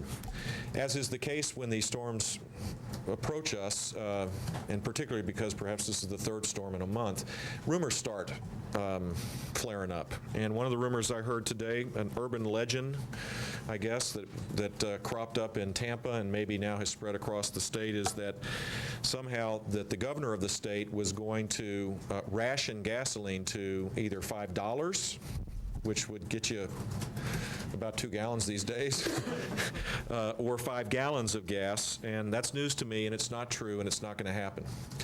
People don't need to be rushing out and filling up their tank of gas because there's going to be some 5 p.m. Well, first it was at noon, and now at 5 p.m. there's going to be some efforts to ration gas. We have enough to worry about in the state than to follow a rumor and to create more problems. All right, you were listening to Governor Jeb Bush addressing some of those rumors, and they've been rampant throughout the state here, especially after this last Hurricane Francis, that the state was going to impose gasoline rationing, maybe jack up the prices to inhibit demand. He says that is simply not true, a case of an urban legend. Nevertheless, the state preparing for the possibility that things could get rough with Ivan. We'll keep you posted on what he has to say as he continues speaking. Meantime, third time is the charm for Florida residents, or is it? Locals are already talking about rebuilding, and Ivan hasn't even hit yet. My next guest says enough. It's time for the folks in Florida to stop asking for handouts, and he's from Florida. Joining me now is Jack Chambliss. He's an economics professor at Valencia Community College in Orlando. So, Professor, you feel that you and your fellow Floridians can't look to Uncle Sam for help. Why? First of all, on economic grounds, it makes no sense to keep rebuilding the state of Florida over and over again with taxpayer dollars from people all around the country. You've got poor people in Kentucky and all over the country who are paying taxes so that people can build very nice homes along the beach, build homes in areas prone to flooding. And if you look at the history of FEMA, if a flood or a natural disaster strikes, billions of dollars are sent to Louisiana or Florida in this case with no promise that the people won't rebuild. And so by lowering the costs of rebuilding people's homes, more and more people come to Florida, more build in disaster-prone areas, and all it does is raise the cost to taxpayers in the future as hurricanes get more and more expensive. But, Professor, you could argue that all of Florida is disaster-prone, right? I mean, when a hurricane hits, the whole state is susceptible. So where do they go, or do they just leave Florida? No, and absolutely not. But just like you could say that California is prone to earthquakes or other places are prone to blizzards, what the people have to be asked to do to make rational decisions is to look at does it make sense given the full cost of personal responsibility? If they come down to Florida or any place prone to disasters, looking at insurance prices, looking at housing prices, They should have to bear the responsibility for the choices they make. But It don't doesn't they seem to already, make a lot of Professor? sense. I mean, with a lot of the new deductibles that are in effect for 5% or more damage, higher premiums in general, no flood insurance unless you pay through the nose for it or go through FEMA, that a lot of these guys are already paying substantially for the privilege of living in the state. To an extent they are, but the Congress has just approved $2 billion to come to the state of Florida. I saw a congressman this morning mention that there will be another special appropriations bill for billions of dollars more to come to the state of Florida. And all that's going to do is encourage people to stay in areas that are prone to flooding and raise costs in the future. When people make these decisions without having to bear the full cost, they're going to end up making bad decisions. All right, Professor, very interesting take on all of this. Jack Chambliss, he's a professor in Orlando. All right, we're still updating you. Speaking of Florida developments, Governor Jeb Bush speaking in Florida right now about preparations for Ivan. They simply don't know. They say the keys are in its sights. Hard to tell. These things can change markedly. We're updating it. And straight ahead on this edition of Your World, it was 3 years ago when our nation was attacked by terrorist thugs. Colonel John O'Dowd was there to help America recover at Ground Zero. Now he's helping this country by, well, serving in Afghanistan. And he's also going to be joining me live from Kabul. But first, the constant barrage of hurricanes battering the southeastern U.S. is causing a ripple effect of higher prices across the U.S. Brenda Butner, what's the fallout? Neil, what you pay at the pump, what it costs to put a roof over your head, even the price of your breakfast, all that and more will feel the impact of Ivan, his influence on you, next.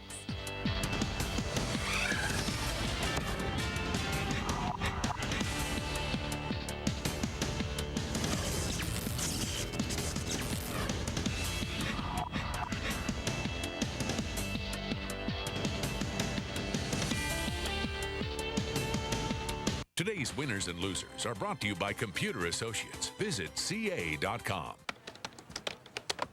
Ah, hello, Roger. Take a seat. How's your first day going? Well, everyone's been very nice. That's great. Say, have you had a chance to look at the Scalepi report? No, not yet. Oh, those fourth quarter numbers are really looking up, so I'd like you to write up an analysis. Listen, if you need any help, anything at all, I'm right here. No matter how productive you are, you can't do it alone. That's why there's management software from Computer Associates. I don't own warehouses anymore. I've got Brown.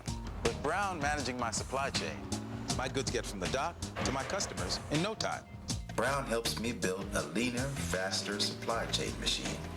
Then tosses me the keys and says, drive.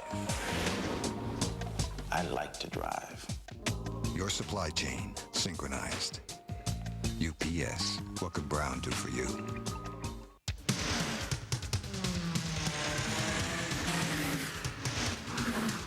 While other mortgage companies are still filling out the paperwork, Ditech.com is busy processing your loan. Right now, you can apply for a second mortgage with a no closing cost option. It's a whole new way to get a mortgage. Just log on or call 1-800-71-FIXED. Ditech.com, your mortgage solution delivered. This looks promising. On DVD, bring home the comedy. I'm a bunky junkie. Exploding with extras, including the hilarious slap reel. You ain't gonna hit. I'm trying to help you, boy. The Lady Killers. Own it today on DVD. Hello, Rhonda. Yeah, Soleil protein quiz. Well, that's Rocket Lamb. And that's a V8 Splash smoothie. And that's proof that you can get protein in unexpected places. Mm-hmm. Soleil. Okay.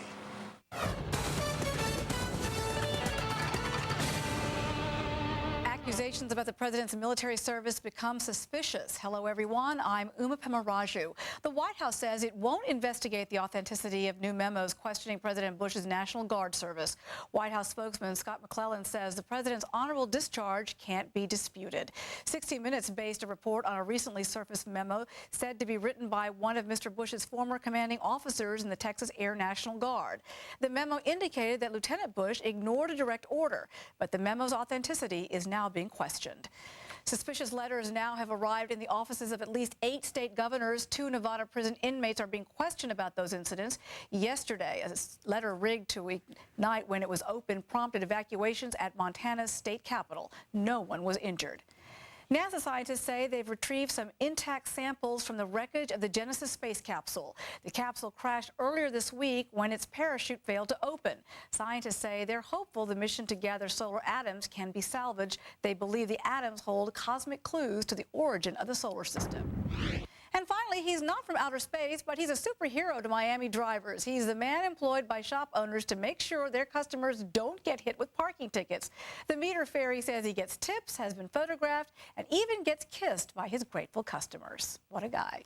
That's a quick look at the headlines making news at this hour. I'm Uma Pemaraju. Your world continues.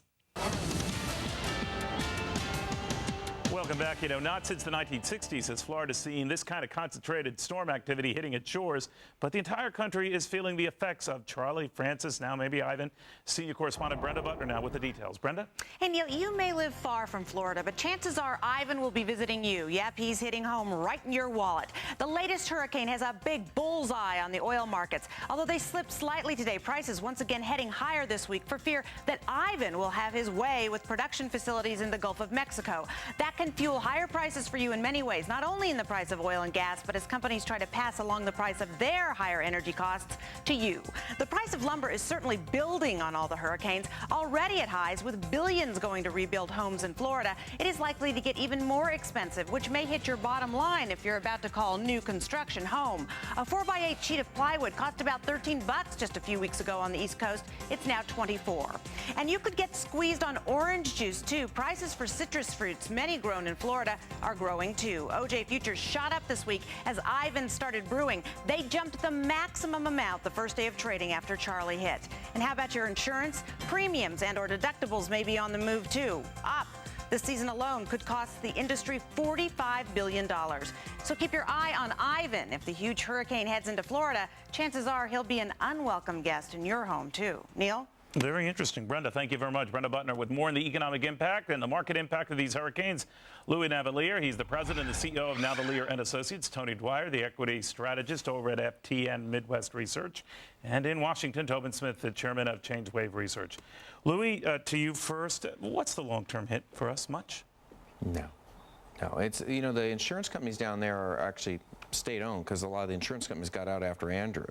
So down in Florida, they layer the insurance, so that really the state will take the hit. But, you know, I have a home down there. I was amazed it wasn't that bad, except that there's just trees everywhere. And, okay, and a few boats slammed the docks. Okay, a few of them were broken in half, slamming docks. But I mean, I'm wondering if this is what it is after two hurricanes, and we're not even in really the height of the hurricane season. You got to wonder about the long-term effect just for what Florida's our fifth or sixth largest economy in this country. Sure, and it probably won't help Florida real estate. In the Wall Street Journal today, there's a home up the street from me that sold for a record price a few years ago that just sold for 30% less. That's interesting. So there will be a hit for Florida, but not necessarily it'll for the probably be a temporary hit, yeah.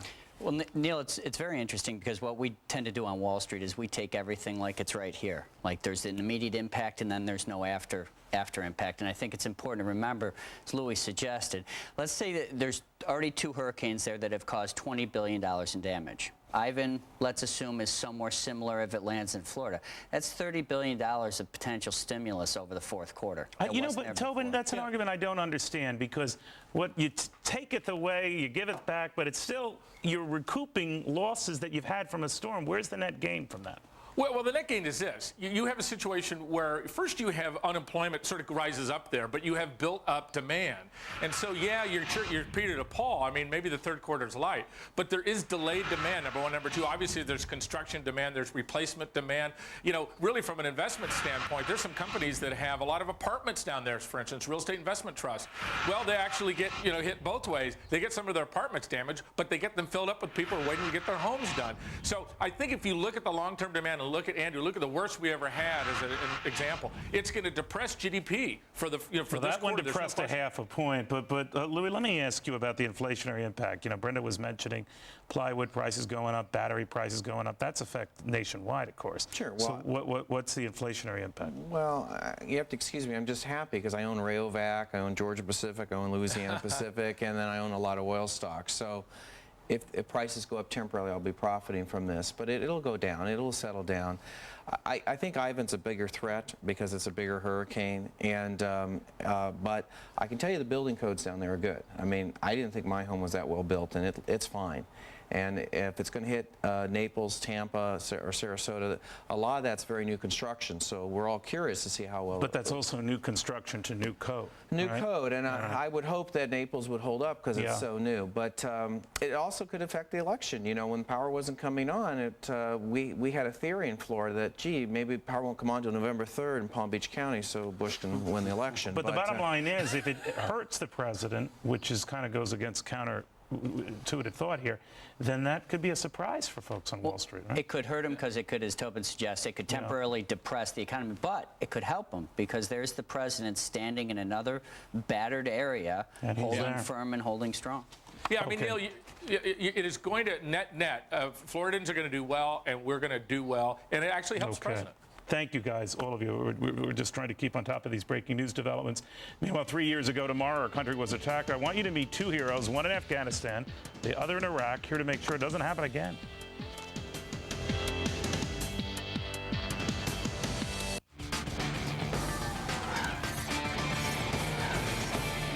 This program is brought to you by A.G. Edwards, where they're fully invested in their clients. A financial consultant, motivated only by your needs. Gee, that's refreshing. A.G. A.G. Edwards. Roses are red, violets are blue. Splenda is sweet, and so are you. Almost anywhere you use sugar, you can use Splenda, the no-calorie sweetener that's made from sugar, so it tastes like sugar. For a limited time, get our best deal ever. 1,000 nationwide anytime minutes for just $39.99. Plus rollover, only from Singular. You can look around all you want. You won't find a better deal anywhere. But this deal won't be around forever, so don't look too long. And now get this new Motorola camera phone for just $49.99. But hurry, this offer ends soon. 1,000 nationwide anytime minutes with rollover. Another reason Singular fits you best. We're creating jobs. Good, high-paying jobs for the American citizens. The jobs that the president's talking about are low-paying jobs. Those jobs can't support our country. You can't raise a family on $7, $8 an hour with no benefits. If you can't maintain your standard of living, or at least close to your standard of living, no, it's not a recovery. When you lose your good-paying jobs, you lose middle class. The Democratic National Committee is responsible for the content of this advertisement. I just feel like we fit like a puzzle. There was just kind of a sense of, gosh, I've kind of known you my whole life. We just have so much of the same thoughts, so much of the same desires. I truly believe that I have found the person that my soul has been searching for my whole life. I was looking for the woman that I was going to spend the rest of my life with, and I found her. Log on to eharmony.com. Take the personality profile that is responsible for so many marriages. eharmony.com. I am the king of home entertainment, or the Archduke at least, because I have Cox Digital Cable. Cox has more high-def choices than ever before, and nearly all the high-def programming is free. How cool is that? Cox has great movies and sports programming in high-def, plus an interactive program guide that helps you find what you want, when you want, all with no equipment to buy or long-term contract required. You just can't get all that with satellite. Give me a break. I can't believe we're stuck out in the middle of nowhere. Break? I'll give you a break. We're dying out here. Look at the kids. What was it you said yesterday? Oh, I'll check the tires tomorrow. Come on, get out there. Need an extra third hand to do this. Low tires give us a nice ride. It's the dry heat. We'll be fine. I couldn't find the stupid tire gauge. Next time, use your air gauge for something other than a play toy.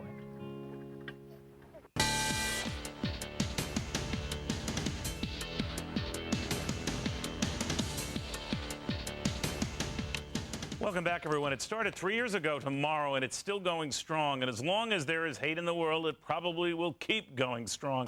I'm talking about the war on terror, and ahead of the anniversary tomorrow, remembering those in the thick of it today, like Colonel John O'Dowd in Afghanistan and Private First Class Robin Frerick in Iraq. Gentlemen, welcome to both of you. Colonel O'Dowd, if I could go to you first. What's interesting in your case is September 11th. Why don't you tell the folks where you were?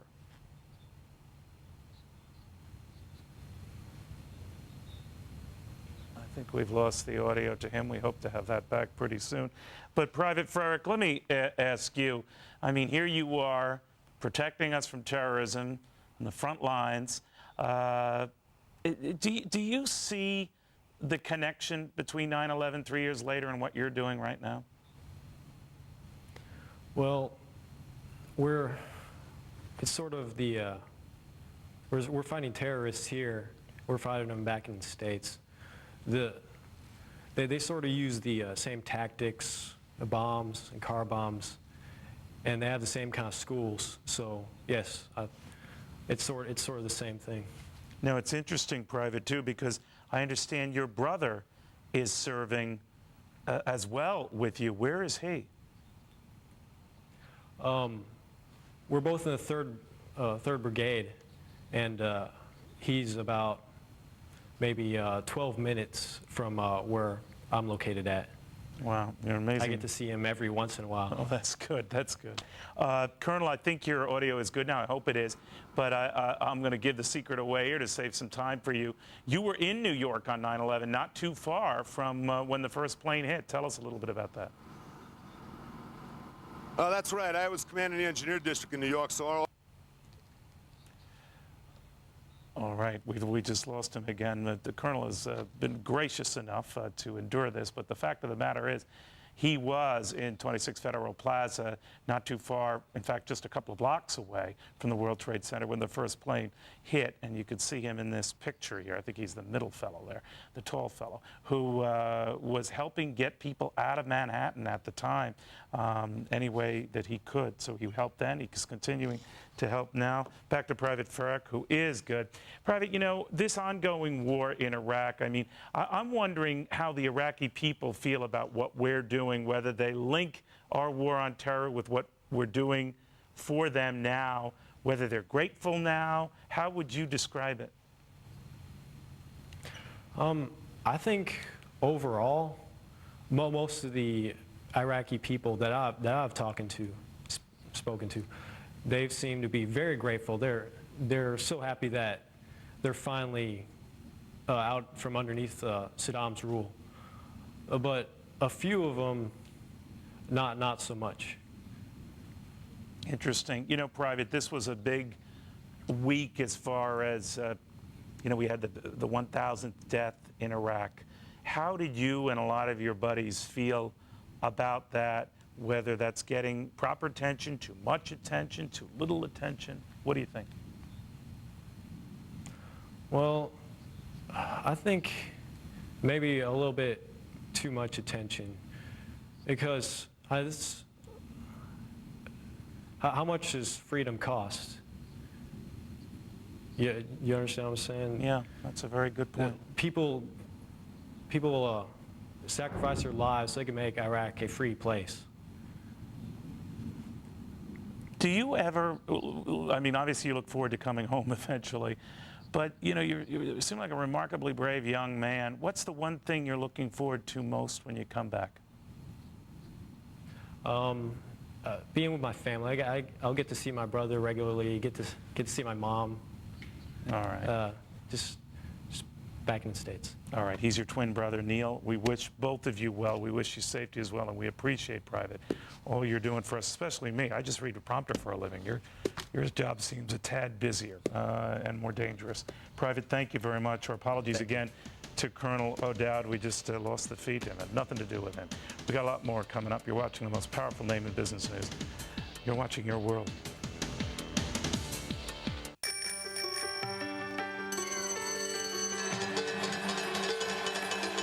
Optimism has always been celebrated with a bell. And every day when this bell rings, it's a symbol of our pledge to serve the investor with new standards, new leadership, and a renewed commitment to being the best market on earth. It's your market, and there's only one trade that really matters here. Yours. The New York Stock Exchange. It's all about the O, and the O is all about the codes. Sometimes it's all about the outdoors. It's all about the office. It's all about the home and books, music, and videos. Then again, On occasion, it's all about the gold. Save on thousands of products at Overstock.com. It's all about the O. Symbols. They represent the best things about America. Freedom, valor, sacrifice. Symbols, like the heroes they represent, are meant to be respected. Some didn't share that respect and turned their backs on their brothers. They renounced the symbols which this country gives, and that was the medals themselves. I gave back, I can't remember, 6, 7, 8, 9. How can the man who renounced his country's symbols now be trusted? Swift Boat Veterans for Truth is responsible for the content of this advertisement. Sarah, you know that summer home you've always dreamed of building here? Yeah. What about it? Well, I've been thinking. If we juggle some things in the portfolio, I think we could make that happen a little sooner than we thought. Oh, wow. That would be great. Hon, what do you think? Sweet. When you work with a Morgan Stanley financial advisor, you get someone unusually devoted to your dreams, one client at a time.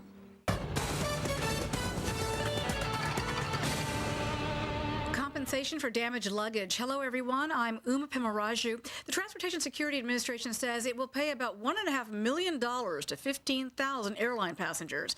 They're travelers who claim their possessions were lost, stolen, or damaged when their bags were screened for bombs and weapons. Until now, the TSA and the airlines haven't been able to agree on who would compensate passengers for missing or damaged items. Former U.S. Senator Brock Adams died today at his home in Stevensville, Maryland. He was 77. He'd suffered from Parkinson's disease. Adams represented Washington State in Congress and the U.S. Senate. He also served 2 terms as Transportation Secretary in the Carter administration.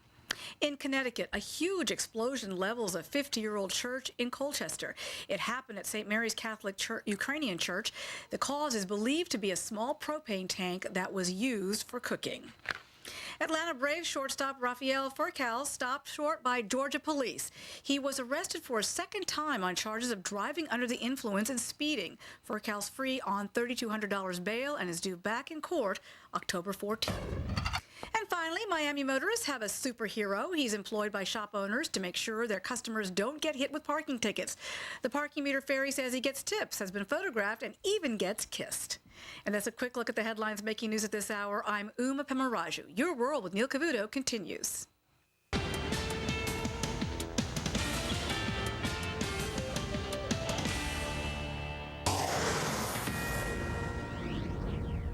This is a Fox News hurricane alert. Has Ivan found the keys to Florida? Category 5, or 4 now, I should say. It could be a Category 5 tonight. Joining me now is senior forecaster at AccuWeather.com, Joe Bastardi. Joe, what can you tell us?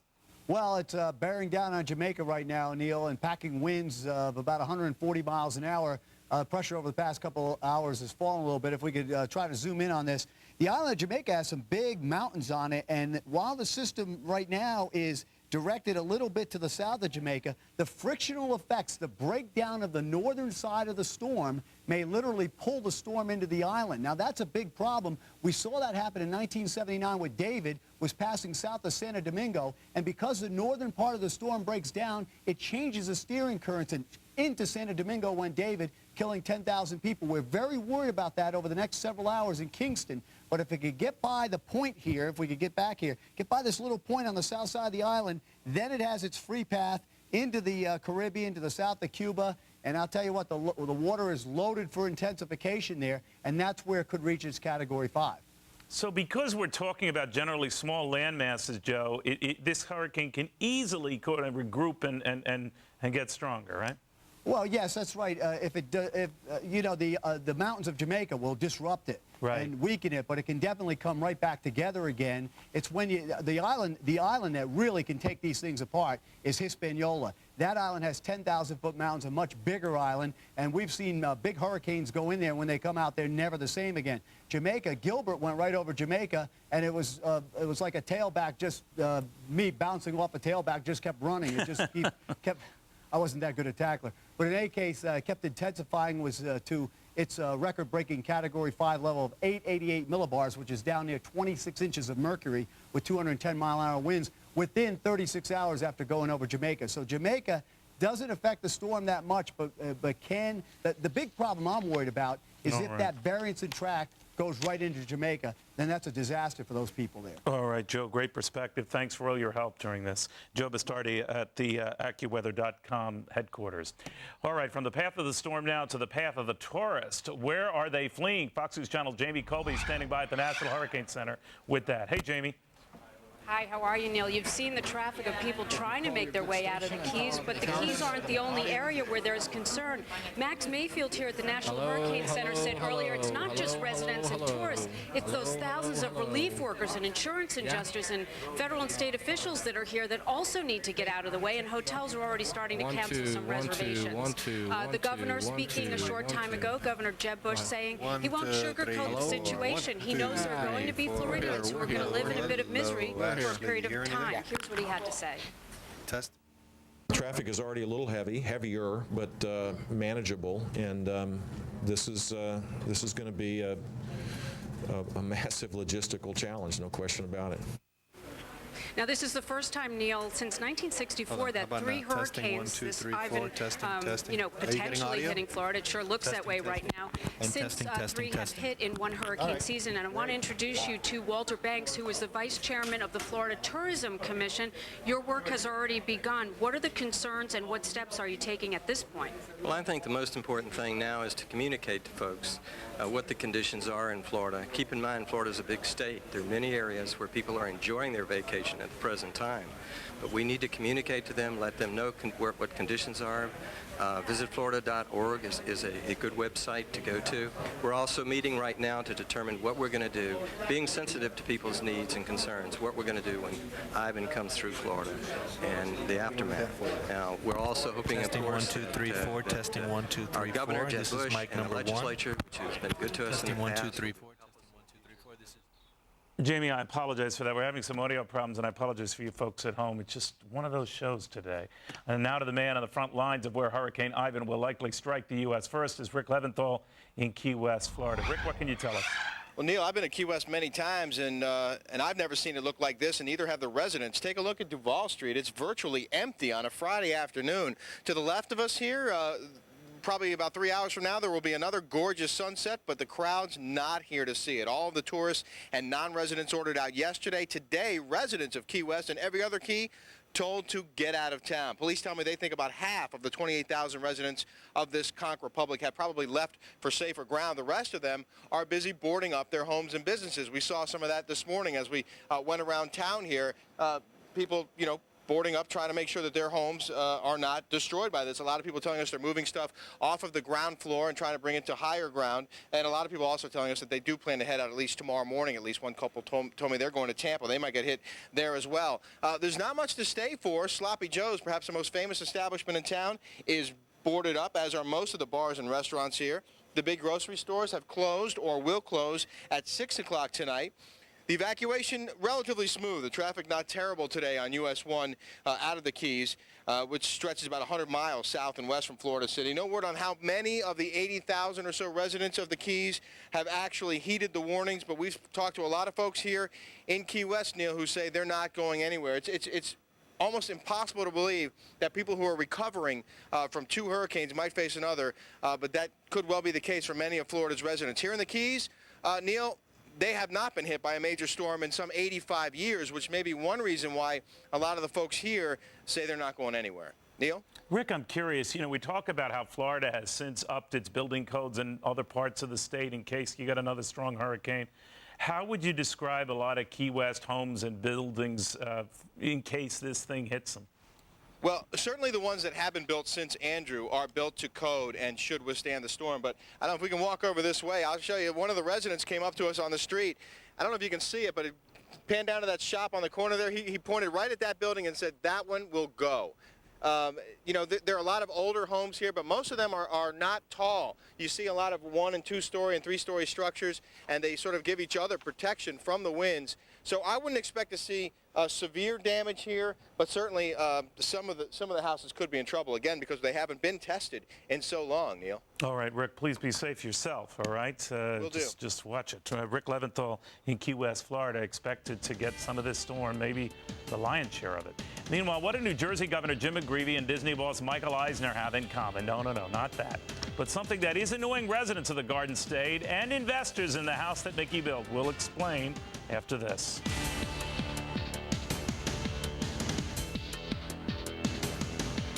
If you have great credit, shouldn't you get a better rate on your home equity line?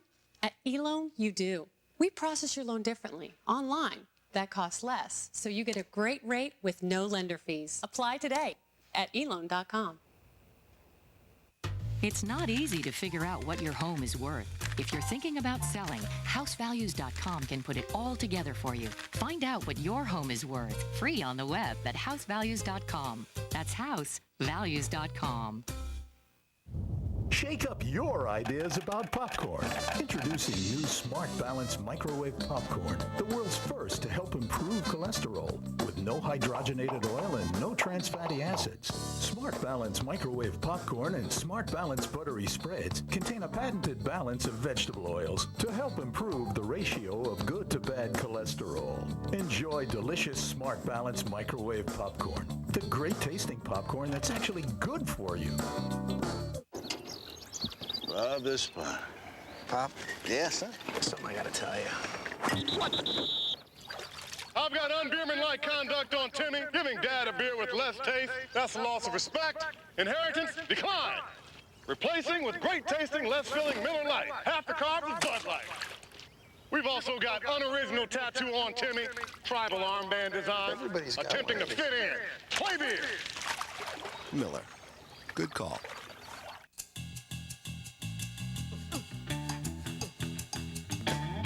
There comes a time when you're no longer running to meetings, sprinting through airports, or dashing out the door early each morning.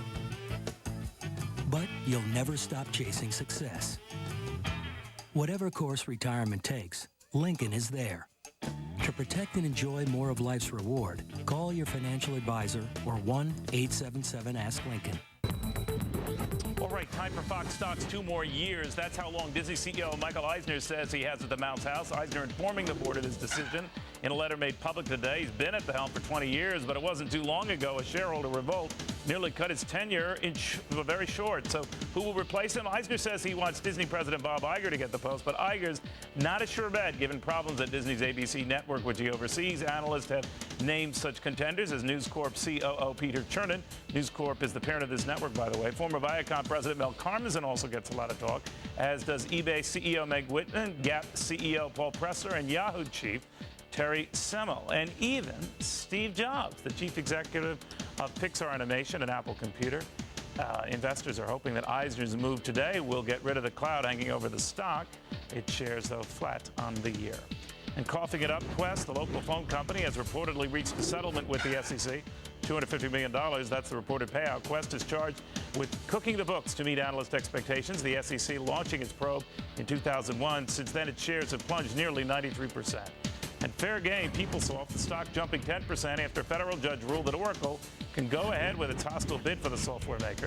The gavel going down not only on the folks at PeopleSoft, but also on the Justice Department, which has been trying to block the takeover on antitrust grounds. The clear winner here is Oracle CEO Larry Ellison, but he knows this fight is far from over. He still faces a possible appeal from the DOJ as well as other court hurdles. The ruling sparking a rally in software stocks as well as street banks on more mergers ahead of the sector. And forget about who's going to be president in 2004. My next guest wants you to focus on who's going to be president in 2040. Joining me now is Brad Meltzer. He's the co-creator of WB's new fall show, Jack and Bobby. Good to have you. Nice to see you again, Neil. This is interesting because I know it has nothing to do with that Jack and Bobby, a good marketing gimmick, I guess. But you're taking a look at two brothers, one of whom eventually will become president in 2040. Take it from there. Yeah, the original pitch was Jack and Bobby are brothers. One's going to be president, and he'll be the leader of the free world. That's when he's the president. Right now, he's just a teenager. And so the concept is how the boy becomes a man and how the man becomes a leader. And that was the core concept we started with. And you'd be proud of us. I was actually thinking of you. When we went in to sell it, we were actually talking to them. We used all the sales tools that we have because we both, my friend Steve Cohn and I, have backgrounds in sales. And so we went into the rooms with these great television executives, and we brought a baby T-shirt with us. And one of the T-shirts was one of those shirts that says Future President on it. And we said, this sells every day in Washington, D.C., and it sells for a reason. And we said, this is an idea that America has lost and we want to get back to. And it's the concept that anyone can be president. But let me ask you, Brad, obviously, are Jack and Bobby Democrats or Republicans? You will see in issue 2 that we are not that crazy to give that one away or to pick sides in this battle. You know, the show is supposed to be, despite the title, it's about everyone. I mean, right now, there is a kid who's in a supermarket. They're Democrats, right? No, I'm not going to tell you, but I promise you, let's put it this way. Right. You won't be disappointed. You're going to be happy. Okay, let me ask you. And I'll tell you what, you're going to be surprised too, Neil. I know you're going to actually say, Meltzer got me on that. Well, seriously, I'm looking forward to it. I read a lot about it, and now it's piqued my curiosity. But let me ask you, did you time it so that it would be this presidential election year where, you know, both the interest and the passion of politics on either side of the fence is pretty acute? Yeah, no, it's amazing. We just got lucky. We pitched the show 2 years ago, and we got lucky. The show, I mean, here we are now. We have 2 guys running for the presidency who are both from Yale and who are both in Skull and Bones. And we've got the TV show that says the president can be any one of us. Anyone. And I think that's a beautiful idea. It's what makes America great, is the concept that it can be anyone. So we just, again, we got lucky on the timing. All right, Brad, I wish you well with this. It looks very intriguing. You going to tell me which one becomes president? I could tell you, but you know, you want to take it offline. The one thing you will be happy, you got to hear this one, you know, because I know you always, you know, you have that great focus on marketing. My father right now, he told me, he said, you better tell Neil this today. He's made 500 bootleg Jack and Bobby hats with no permission from me and no permission from the WB, and he's got everyone in Miami wearing them, and he's very proud to tell everyone that he's violating all the copyright laws. I love that guy. So I love that guy. I figured you'd be very proud of him. All right, Brad, thank you very much. Brad Meltzer, Jack and Bobby coming to TV in the next couple of days. Should be getting interesting buzz. All right, we're going to give you the update on the latest on Ivan and also talk to you about a couple of champions here on the biggest stage now. Now they're going to be on a sort of a different stage. They're out of the pool and, well, they're into other things after this.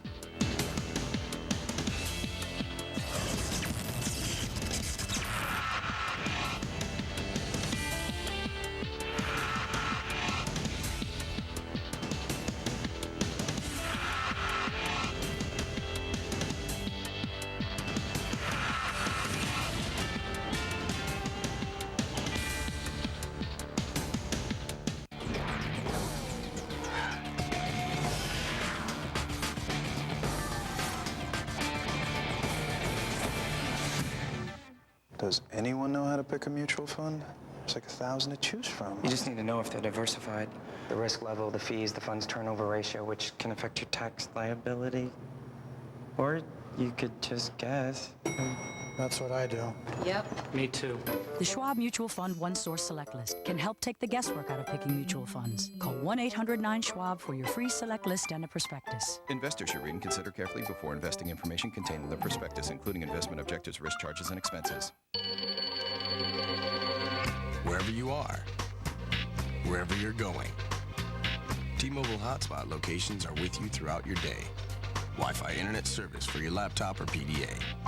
T-Mobile. Get more. Tired of playing the mortgage rate game? Right now, you can refinance or cash out equity with Dytek's $395 flat fee home loan with 0 points. Do it now before the rates go up. Call 1-800-DYTEK-1. It's back. The Health and Wealth Raffle, cash, cars, and more is happening now. Imagine winning one of 4 grand prizes. Take a 108-day cruise on the QE2. Win $250,000, $500,000, or $1 million in cash. One ticket could change your life. We got right into the spirit of it because it is a good cause. And we didn't expect to win anything. And so we weren't surprised last year when we didn't win. This year we were totally surprised because we're contributing to a good cause rather than looking to win a prize. And that's why we buy the tickets, and that's why we tell everyone to buy the tickets. Don't miss out. You'll be supporting the Children's Health Center at St. Joseph's Hospital and Medical Center. Need a new set of wheels? You could win his and her Porsches plus $30,000 in cash, or a Dodge Viper plus $20,000 in cash. Just $100 can make your dreams come true. We won a prize package including an Alaskan cruise, a Mercedes convertible, and a $20,000 cash prize. Well, we also bought a ticket last year, and it is one of many causes of which we believe strongly in and try to support. And the fact that this one is a raffle just makes it a little bit more fun, but you really never expect to win anything. It's always someone else that wins. You could be next. Enter the Health and Wealth Raffle, cash, cars, and more. You could drive off in a Land Rover plus $20,000 in cash, or a Lexus plus $17,000 in cash. 38 fabulous vehicles, over 8,200 amazing prizes, and each ticket has a 1 in 18 chance of winning a prize. Enter today. Call toll-free 866-390-9034 or go online at healthwealthraffle.org. It only takes one to win. The Health and Wealth Raffle, cash, cars, and more. Don't miss out. Well, they're young, they're beautiful, they're even Olympic champions, and they're cashing in on their hard work. Joining me now are Olympic gold medalists Amanda Beard and Caitlin Cedeno. Welcome to both of you. Congratulations, ladies, to both of you. Thank you. You know, it's funny. Now, you've been, in your case, in 3 Olympics. I remember you with the teddy bear in Atlanta. Yeah, I was a little one. And now I want to take a I was really small. Yeah, that was then. Do we have some of the photos that you did? I think this you is do. now. Let's take a look at where Amanda has come. It's a long way from the teddy bear. Take my word for it. We're going to show some new shots. So that's moved from the teddy bear stage. Yeah, definitely moving on. I'm a little older, a little more mature. Why did you do those? You know, for me, it's I thought it was great exposure for the sport. So no one gave you any trouble in the sport saying, hey, that's a little too suggestive? No, I've only gotten really positive feedback so far. Yeah. And I think it's great recognition for the sport, get fans more involved, and have them following us between the years, between the Olympics, because usually people just pay attention the Olympic years. But I mean, we were competing year round. We never stop, so we definitely would like. You guys don't stop, right? It's like it's an ongoing. Yeah, exactly. Caitlin, let's ask you. This was your second Olympic appearance. You got a silver, a bronze, a gold. Not bad. And you're interested in the 2008 Yes. Olympics, right? And I are both training for Beijing, and it's just great because, like we were saying, like swimming is now evolving where we can make a living doing it, and in the next 4 years, you know, we have our endorsements and a lot of publicity to go. So nothing beats this kind of publicity. No, this we have is some the of the pictures that you're getting here. Now this is from Caitlin. Now let me ask you, how does this help your marketing? I think it reaches different audiences. Obviously, this is probably more towards the men's magazine, but it just gets people aware of athletes, and I think it just shows like a beauty in the sport too. You know, like sometimes, you know, they don't think athletic girls can be hot, but I think these pictures look really nice. Well, it seems to dismiss that. Let me ask you a little. Playboy, did it approach either of you guys? No, not really. Okay. That was kind of out of the question for me. We're both not really looking into that. Jenny Finch was, you know, the big softball star, said no to Playboy. And she said, I think muscles on an athlete look great. It's just for myself. I'd rather stay away from that. She said that wasn't a good idea. I love being a role model for young girls. That's something I'm proud of, but it's a free country and they can choose to do that. Do you agree with her? Do you look askance at other female stars, we'll leave their names out for now, who go to the Playboy route? You know, it's totally a personal thing. If you are very comfortable with something like that, then I say go for it, do it. But wouldn't that hurt you with family-oriented firms? Like I know you guys, between the two of you, you're looking at Speedo, Red Bull, Zoom Juice, some of these others. Would they feel less inclined to do that if you did like a Playboy thing? Well, you definitely have to look at those things. Yeah. You know, if it's going to affect sponsorships and stuff like that, then you have to take that into, you know, is it really that important to you? Yeah. Do you guys compete with each other at all? A little bit. A little bit, but not too much. We have pretty specific events. So you don't need food tasters, or you're trying to like No, Hannah's one of my good friends, so it's fun to do everything with her. Well, we look forward to seeing the both of you in 2008. Just between the two of you got 6 of the medals we won. I mean, it's not a bad haul. Yeah, thank you both very much. Thanks for having Best of luck to you. Thank you. All right, well, what is all of this fuss with hugging? Well, if your emails are any indication, not much. We'll explain next.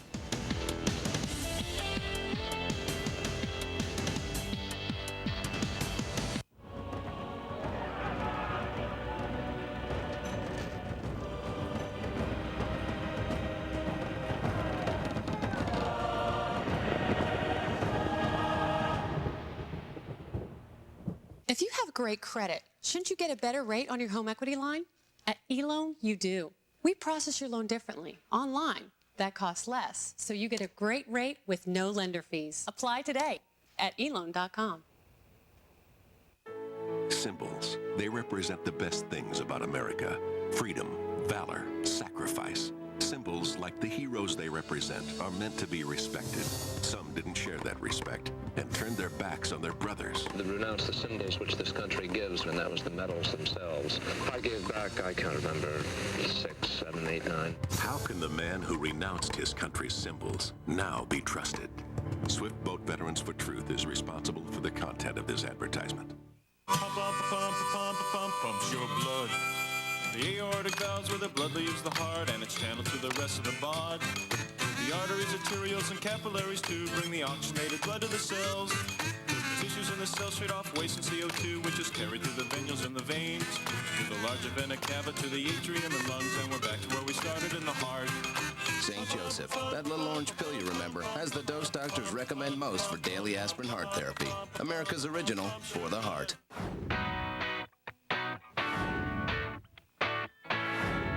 Call IDT and get unlimited calling for one flat rate. You'll save $180 a year, maybe even more. Stop spending too much on your phone bill. IDT. Smart call.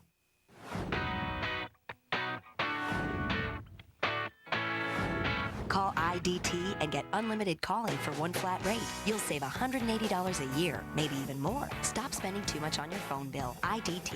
Smart call. Saturday, on September 11, 2001, the unthinkable happened. A vicious act of terrorism took the lives of nearly 3,000 innocent Americans. Now, 3 years later, we remember those tragic events and examine how it has impacted our country, our politics, and our way of life. Plus, we expose its effect on the economy, our investments, and the toll it's taken on the markets. Live from Ground Zero, Neil Cavuto hosts a special edition of The Cost of Freedom. Don't miss 9/11 Remember, the rise after the fall. You know, I'm still furious thinking about it. The article about how it has now become politically incorrect for dads to hug their own daughters. I wondered whether we become so emotionally constipated as a nation that we've given common sense and hugs a case of the runs. Russ in Kingwood, Texas. Neil, you were constipated and runs into your common sense piece. Nice work. Rod Grindell in Maryland. Neil, I sometimes embarrass my son, who is now gasp a teenager. I like your line. I'd rather let my daughter know I'm over the top than under the radar. As they say, you good people. Clearly, Rod, so are you. Kim Skipper in Alaska. Here is a big Alaskan hug for you, and I don't feel bad about it either. Major Keen Tiedemann in the University of Phoenix, Arizona. Neil, now that you're done letting off that steam, you've earned a big brotherly hug from this dad. Richard Lander in Arizona. Hey, Cavuto, amen, mush, and me too. I hug the stuffing out of my kids every chance I get. Good for you. Bert Perry emails, I'm told that one of the strongest correlations to teen promiscuity is a father who is distant and doesn't show physical affection to his children. If they can't get it from dad, they go get it somewhere else. Only one question. What is a gavone? Not speaking Italian, I have no clue. Basically, a gavone is someone who doesn't hug, Bert. Lucy Baldwin emails, thanks for your great words. Maybe if Osama's dad had hugged him more. Charles Hawkins in California, the PC police can stop me from hugging my daughter when they pry them from my cold, dead arms. Richard Williams in Michigan writes, I used to kiss my dad on the cheek, even into adulthood, and now that he's gone, I'm glad that I did. Denny Zarnt in Chapel Hill, North Carolina. A number of years ago, as I was walking out the door on just another business airplane trip, I said to my 15-year-old daughter, come on and give your old dad a hug. You never know with these airplanes. I might not see you again. She relented and gave me a big hug. That was the last time I saw her. 1 week later, she died in a plane crash. I thank God every day that she chose to give me that hug. Well, you know, Denny Zarnt lost his little girl along with 135 others when Delta 191 slammed into the ground in Dallas on August 2nd, 1985. And he's right, much more than I could ever say it. We spend an enormous amount of time lamenting the moment, forgetting the fact that the moment passes, sometimes before you know it. and way before you ever appreciate it. How many of us would love to be with loved ones long gone for just one more meeting, one more cup of coffee, maybe one more trip to the ball game, one more soccer practice, one more anything? How many 9/11 families are going through those one more moments all over again? Remembering cell phone conversations if they were so lucky that day, or hasty goodbyes that morning if they were not.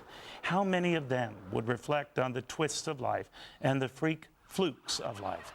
The people who got out of those burning towers and their loved ones who did not. You know, they say that time heals all wounds. I suspect it just makes them fester, replaying the what ifs. What if Charlie had not gone to work that day?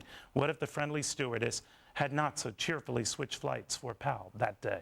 It doesn't do much to replay the past, but it should give some of us a little focus on the present and the loved ones we know still with us today, with no guarantees they'll be with us or we with them tomorrow. So go ahead and hug, you know, because for me, for the life of me, I have never, ever heard anyone mourning the passing of a loved one and saying, if only we didn't hug so much. Not once, not ever. All right, speaking about putting things in perspective, that's exactly what we're going to be doing tomorrow. A special Cost of Freedom from Ground Zero, 10 a.m. to 12 p.m. Eastern Time. Remembering what happened then, never forgetting it, and how we rebounded since then. Putting life in perspective. That's tomorrow. News is now.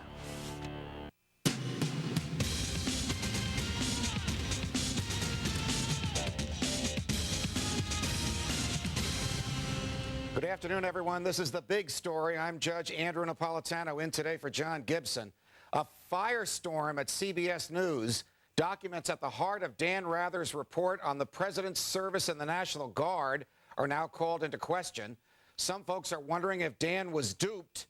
For now, Rather is standing by his story. Our James Rosen is live at the White House with this hot potato. Hi, James. A hot potato indeed, Judge. Good afternoon to you. By way of full disclosure, I used to work for Dan Rather. I know him and consider him a friend, but nonetheless, Fox News has conducted an exclusive and lengthy interview that casts further doubt on those already contested memos from the early 1970s obtained by CBS News, which purport to show that then Lieutenant George W. Bush tried to dodge his service requirements in the Texas Air National Guard. As the White House repeatedly points out, the president received an honorable discharge after serving in the Guard. In all of his campaigns for office, however, opponents have suggested he improperly used family connections to get into the Guard, and that he never accounted for his whereabouts in the second half of 1972, when then Lieutenant Bush failed to undergo a mandatory physical exam and was supposedly working on a Senate campaign in Alabama with Guard permission.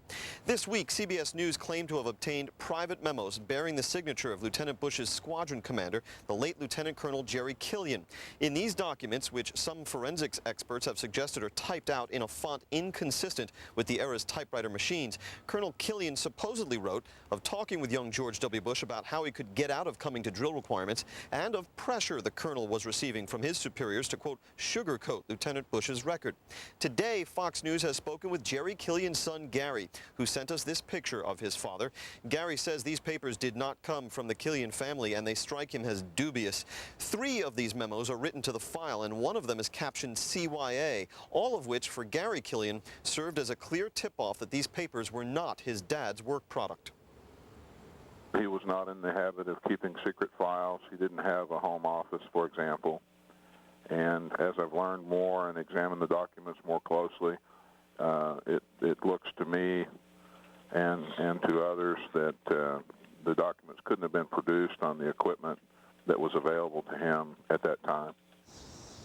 Also, Gary Killian told us that these documents don't reflect his father's true feelings about Lieutenant Bush, and other authenticated documents bear that out. Lieutenant Colonel Killian said that he thought that Lieutenant Bush was a fine pilot. Indeed, Gary Killian says his father told him back in 1980 or 1981 that Lieutenant Bush twice volunteered for a program called Palace Alert, under which pilots in the National Guard could go serve in Vietnam a year's active duty, and that twice Lieutenant Bush was turned down for this assignment because he had not yet logged enough flight time in the air.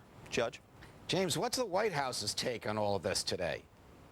Well, so far the White House has steered clear of commenting on the latest allegations by Gary Killian, the son of Jerry Killian.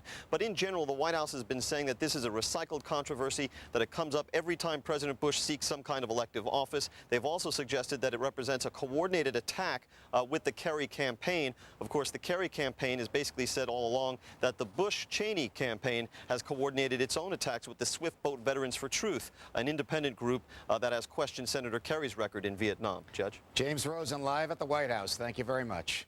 Well, real or fake, the one thing these memos do reveal is the level of discord in this campaign. Joining me now is Republican strategist Charlie Black. Charlie, is it likely that somebody working for the Democrats, someone who wants Senator Kerry to beat President Bush, typed these things up sometime in the last month, forgetting that the fonts and the typewriters and the spaces between letters are different now than they were 30, 35 years ago, and got these into CBS's hands? Well, Judge, we Republicans don't have any way of knowing whether these documents are authentic, and certainly not who might have faked the documents. It would be typical of the amateurish way that the Kerry campaign and the DNC are being run, maybe, to make that kind of mistake. But I'm not accusing them of anything. We just don't know, but it does not matter. Whether the memos are real or not, the fact is the President served honorably in the Air National Guard. He was discharged honorably. He met all the requirements. During that time he was in Alabama, he was actually supposed to be serving in a non-flying capacity. They didn't have F-102 fighters, the kind that he flew in Alabama, but he was there and he showed up and he was discharged honorably. Does the President expect that voters will evaluate him on the basis of his performance as a lieutenant in the Air National Guard 35 years ago, or on the basis of his performance as the commander-in-chief during the past 3.5 years? Well, he expects to be rated as commander-in-chief by the voters, and obviously, in my opinion, John Kerry is losing because his campaign is living in the past. All they want to talk about is Vietnam and the Vietnam era, and maybe every once in a while take time out to change positions on Iraq. But the President has presented a clear vision for the future. He laid out his agenda for a second term at the convention. Politics is always about the future. He knows that. John Kerry is losing because he's dwelling on the past. What is the feeling amongst the Republican high command, your friend Karl Rove? Are they worried about this stuff that Dan Rather talked about last night? Well, they're not worried about it because, as Mr. Rosen reported, the President's run for office 4 times. Each of the 4 times in September of the election year, the Democrats dredge up these phony accusations about him not completing his Guard service. The facts are different. He did complete it. He served honorably. He was honorably discharged. It's never made a difference in his previous elections. It won't make a difference in this one. You know, I think the White House and the Bush-Cheney campaign expect this to be a close election. The parties are closely divided in this country, but the President's going to go out and talk about the future, be willing to defend his record, unlike John Kerry, who won't talk about his record in the U.S. Senate. And we are confident that we'll win if things go as they have so far. Let's say that these documents do turn out to be a forgery. How does that play out for the Kerry campaign if it did not have a direct hand in getting these into the media? Well, the whole Democratic establishment in Washington, the DNC, led by Terry McAuliffe, has spent all their energy this week calling reporters and trying to build up this story. So, you know, it's pretty bad if Kerry and his Democratic Party are staking their election on the question of whether Dan Rather can be suckered by phony documents. But there may be some backlash here. I think most of the suffering, though, would be by CBS and Mr. Rather. Well, we know we haven't heard the last of this one. Charlie Black, Republican strategist, thank you very much. Thank you, Judge. And we'll hear from the Democrats on this issue in just a minute, coming up on the big story. More on the military memos. We'll talk to someone who served with President Bush in the Texas Air National Guard, and the Florida Keys under a mandatory evacuation because of Hurricane Ivan. Even hardened hurricane vets are getting out of Dodge this time, but Fox is live in Key West. And an anti-gun group linking the sale of assault weapons to terrorism and Osama bin Laden is the face of their campaign. Is this an attempt to play off the politics of fear? Stay with us.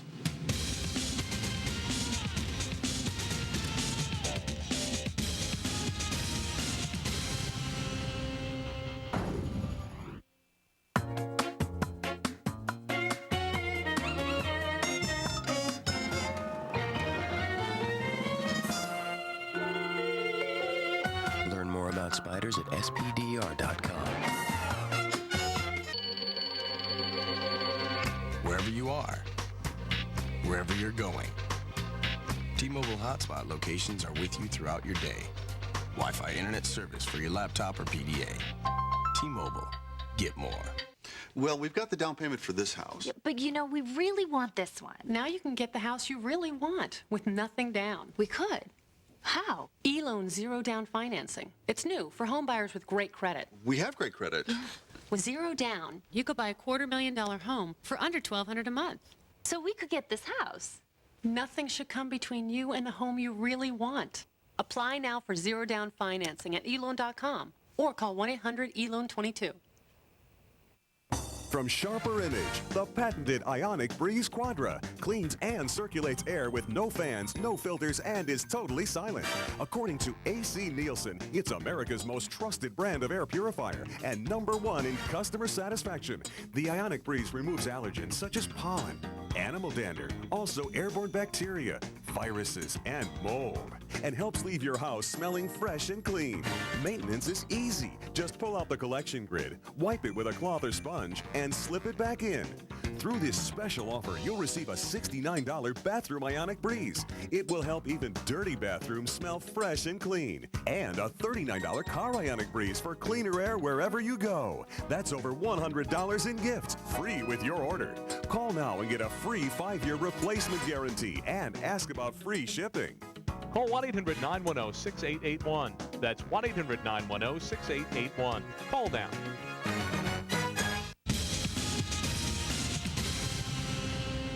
The White House says no matter what anyone told 60 Minutes, President Bush did his military duty, and there's no disputing his honorable discharge. Retired Air Force Colonel William Campenny served with the president in the Texas Air National Guard. He joins me now from Washington. That's today's big question, Colonel. Is there any reason to question President Bush's guard duty?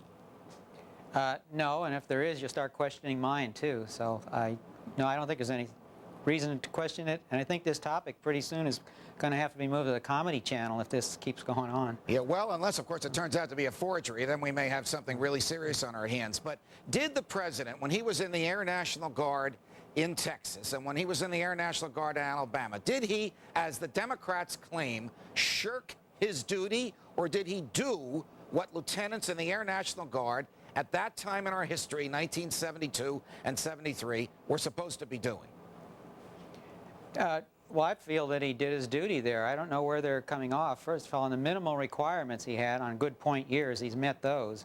Now, the different tempo that he might have performed, everybody works at a different tempo at different times in their career. Sometimes you're busy with your civilian job that you're putting in a minimal effort. Other times you're more free and you're putting in a maximum effort. It goes in cycles like that. But the Air Force and everybody else seems to concur with an honorable discharge and all that President Bush, as a lieutenant, did his job. And nobody questions his first 4 years of service either, where he is far above the average in the tempo that he was performing at. Now, you're using the word tempo. Is it fair to say that in the National Guard, in the Air National Guard, there is flexibility, which in terms of how much time you devote and time you commit, a type of flexibility one does not have when one is on active duty in the regular military? That's right. It's very flexible. We tend to do things in a more informal manner than the regular Air Force because, remember, our people, they have regular lives and regular jobs. So there are some times there when their flight activity may be very high and very demanding, but there's other times when their business may call them away for 30 days or a month when they have to go into a low-key mode. And they come back, they try and make it up, but sometimes you can't make it up because you're picking up new and additional requirements. So it's very common what happened in that era. More so, one has to consider that the Air Force was sort of winding its way out of Vietnam, starting way back in 1968 when the bombing halt occurred. The Air Force numbers them as a whole went from 900,000 down to 600-some thousand by the time 1972 rolled around. All right, in 1972, if a lieutenant who was a fighter pilot asked for a year off so that he could work on his father's political campaign, is that the type of request that would have been granted? Well, he didn't ask for a year off. That one might have exceeded that. He asked to work in a campaign, which was a limited duration, and then he came back to Houston afterwards and pulled some drills in a non-flying status. At that time, our unit itself was going through some downsizing. We were going from, I think, 40-some aircraft and 50 pilots, because it was also a training unit besides an operational unit, down to the lower size of an operational unit, perhaps 24 aircraft. So we were also starting an excessive pilot problem at that time. I know, because when we lost the final F-102s, I was put into a trainer aircraft, the T-33, until we could get a subsequent slot in the F-101 that we were converting to. You know, we have a lot of folks in the National Guard, the Army National Guard, and the Air National Guard who are in Iraq fighting as you and I speak. Why do people sort of downplay or make fun of people who go into the National Guard? Well, I don't know, but it sure bothers me. And not only now do we have them over there, but we also had them in the Vietnam War. We had F-100 units that were called up in 1968-69 that were serving in Vietnam. We had a lot of other support units. I myself started out in a transport unit in Pennsylvania. We were making regular runs in and out of Vietnam as guardsmen. You'd come home the next Monday and people would ask where you were, and you could say, oh, I was in Vietnam taking some cargo over there. So I get a little upset when they say, well, we weren't serving honorably back then, we were avoiding the draft. The units that got called over there were called because of the unique nature. They dropped bombs. That's what the F-100 units in Iowa and a couple other states did. The F-102s had a different role. They did have some time volunteer service over in Vietnam with the Guard people, but they also were protecting this country from the Soviet Union. You know, people forget in 1972... We were at the height of the Cold War. We had 20,000 nuclear warheads, 1,000 Russian bombers, a lot of missiles, all aimed this way, and some of them were... Colonel William Campenny of the Air National Guard, who served with President Bush. Thank you very much. You're welcome, Judge. Joining us now on the phone is former chairman of the South Carolina Democratic Party, Dick Harpootlian. Now, Dick, we've had some trouble trying to reach you, and we're glad that you're here on the phone because we want to have a fair and balanced debate. We've heard the Republican side of the latest imbroglio involving President Bush. Were the records to which Dan Rather referred last night on CBS authentic or forged? Well, you know, while I've been waiting to go on, I've been watching your competition, CNN, and Rather's on there right now, vouching for their veracity, vouching for their accuracy. But, you know, all this is sort of interesting to watch, this distraction about whether George Bush served honorably or did not. We do know that he took some time off for this campaign out of state in Alabama. That's John Kerry wasn't allowed to do that because he's on a boat in Vietnam. I mean, there's a distinction here. You know, and it's fascinating to me how the Republicans have tried to distract with attacking John Kerry on his service in Vietnam. Here's the Republican argument. National Guard running a political campaign. I mean, why are we even comparing the two? Here's the Republican argument. Senator Kerry, at his acceptance speech at the Fleet Center in Boston on national television before the Democratic National Convention, began by saying, "I'm John Kerry reporting for duty." And then he spoke in a 40-minute speech for more than half the time about how his experience as a soldier, as a young man, a sailor, forgive me, as a young man, qualified him to become commander-in-chief. So the Republicans say, and I want you to respond to this, that he himself has drawn attention to this issue of what did I do for the military in my youth? President Bush has not. Well, I think it's a fair comparison. President Bush ran, as we say in South Carolina, like a scalded dog when he could have volunteered to go to Vietnam. But it's more important than that. Would somebody who has seen the horrors of war, as John Kerry had, send American men and women to die in Iraq based on what we now know are rumor and innuendo fed to us by people that may have had ulterior motives for us going into Iraq?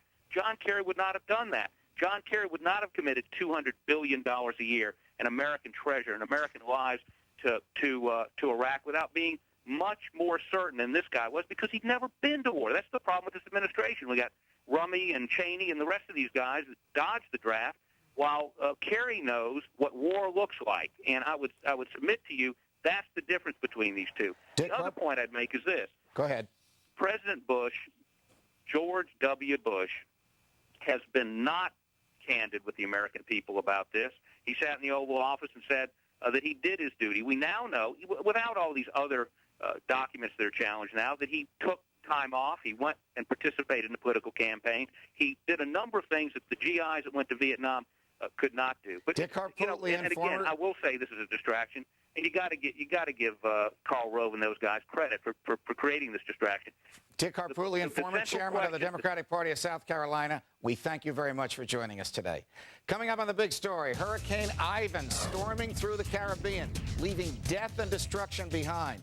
And could it be heading for American shores? We'll have the latest on the storm's path. There's a rare breed out there, Hollywood celebs that speak out on their right-wing views. Yes, I said right-wing. We'll take a look at Republicans in La La Land. And it looks like the wrath of God, how this church ended up as a pile of rubble.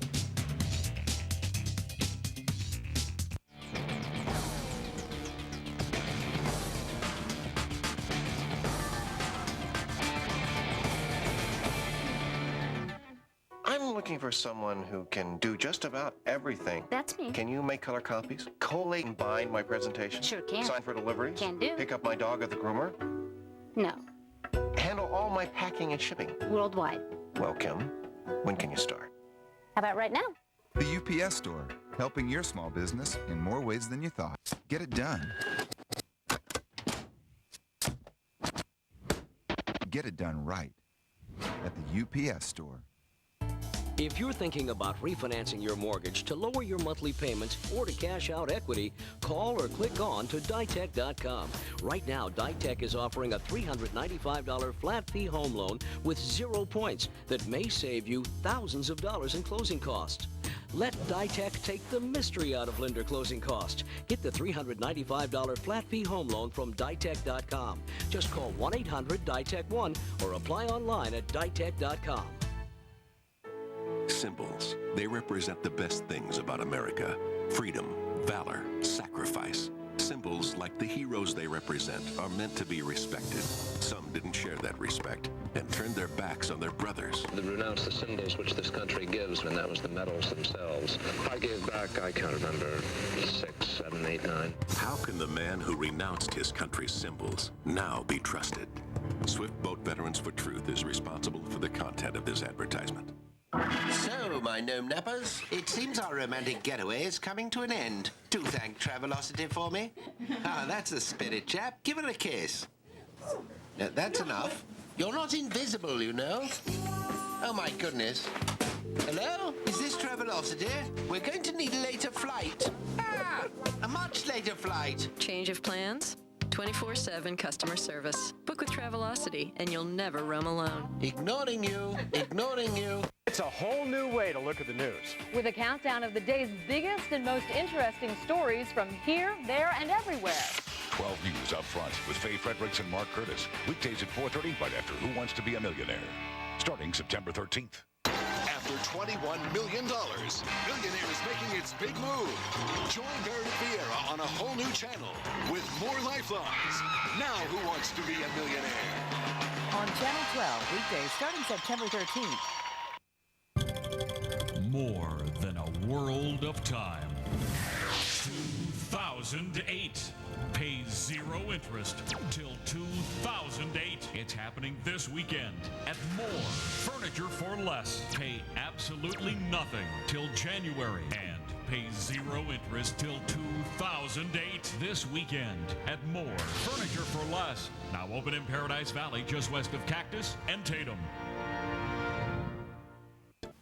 We can't get a flight out, so we're just going to ride it out. We can see our first hurricane weather, our first storm together. We figure if we can get through this, we can get through anything. Hurricane Ivan is bearing down on Jamaica. It's expected to hit tonight or tomorrow morning before possibly moving on to the southeastern United States.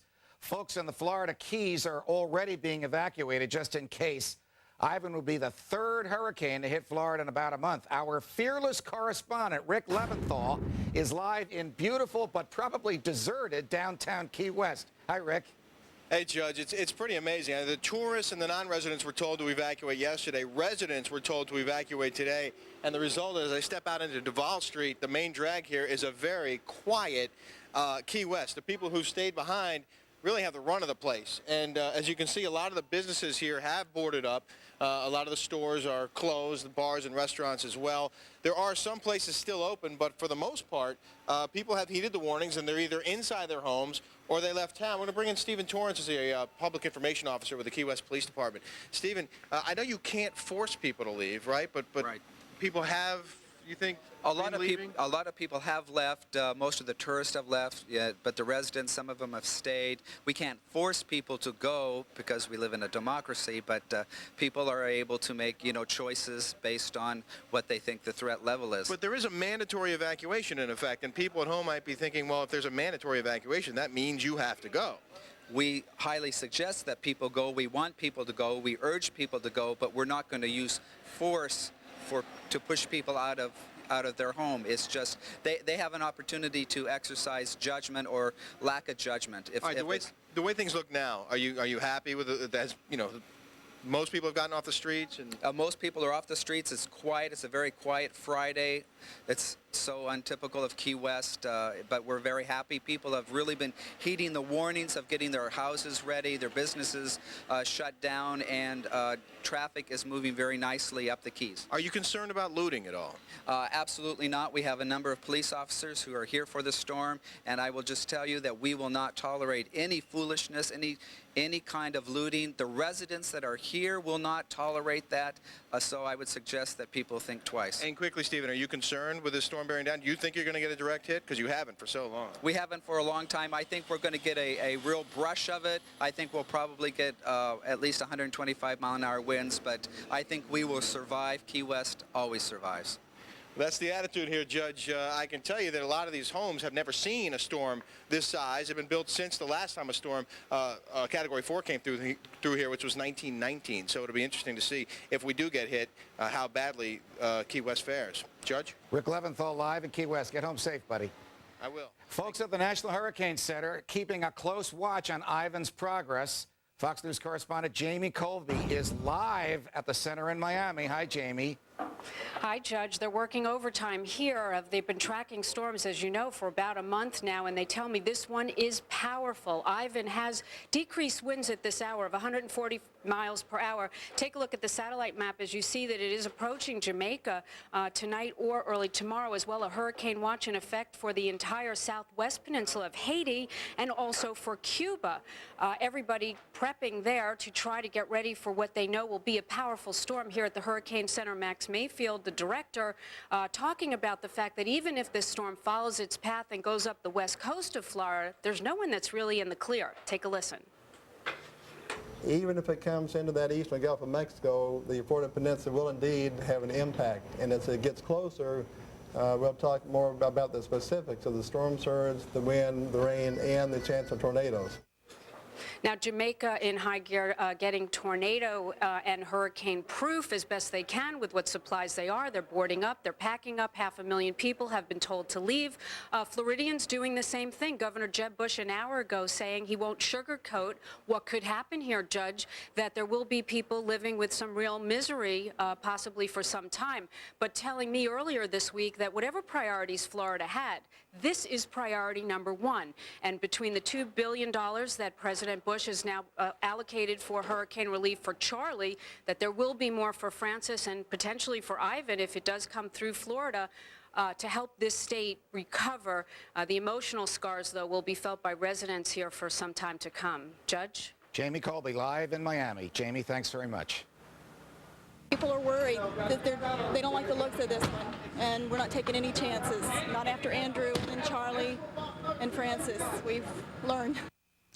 Well, hoping for the best and getting ready for the worst. You can say the same thing about folks who come down after disaster strikes.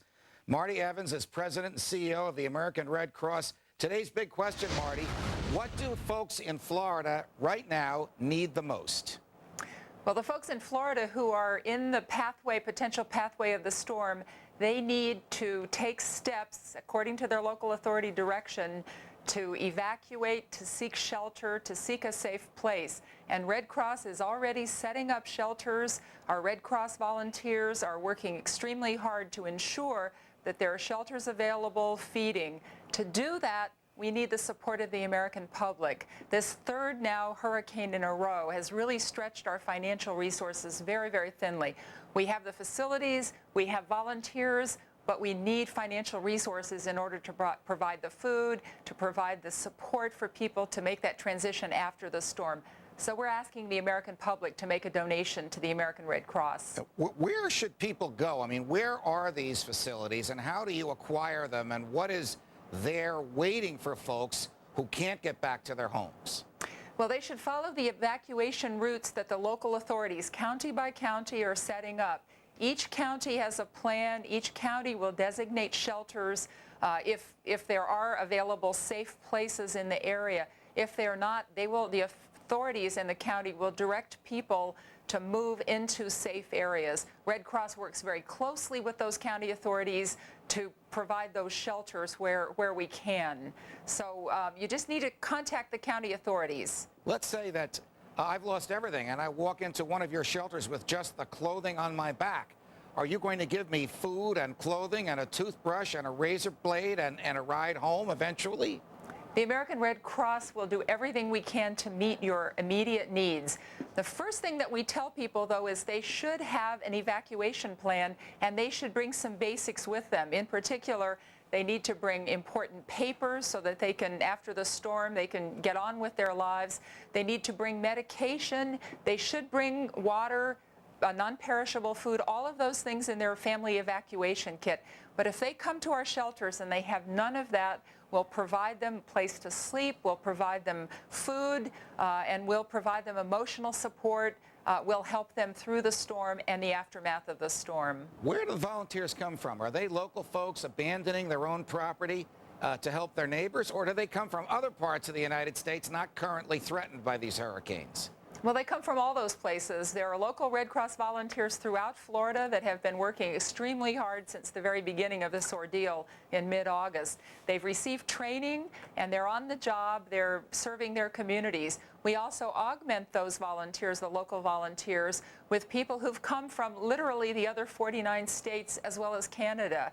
They're trained, they're doing their own disasters in their states, single-family house fires on a daily basis, and so they're getting valuable training throughout the year, and when the call goes out to come to the aid of Florida, they get on planes, they drive, and they come to the rescue, and we assign them to various locations where they're needed throughout Florida. And then we also accommodate local volunteers, people who are in the shelters and say, put me to good work, right. or other people who are in the community and come to our Red Cross chapter and want to help. Marty Evans, President and CEO of the American Red Cross. You're doing God's work. Keep it up. Thank you. Thank you. Coming up on the big story, our economy took a hit after 9/11. 3 years later, how far along the road to recovery are we? We'll ask our Fox News business guru, Neil Cavuto. And an anti-gun group using Osama bin Laden, look at that, as its poster boy. Are they exploiting 9/11 for political gain? Plus, the words celebrity and Republican often thought of as opposites.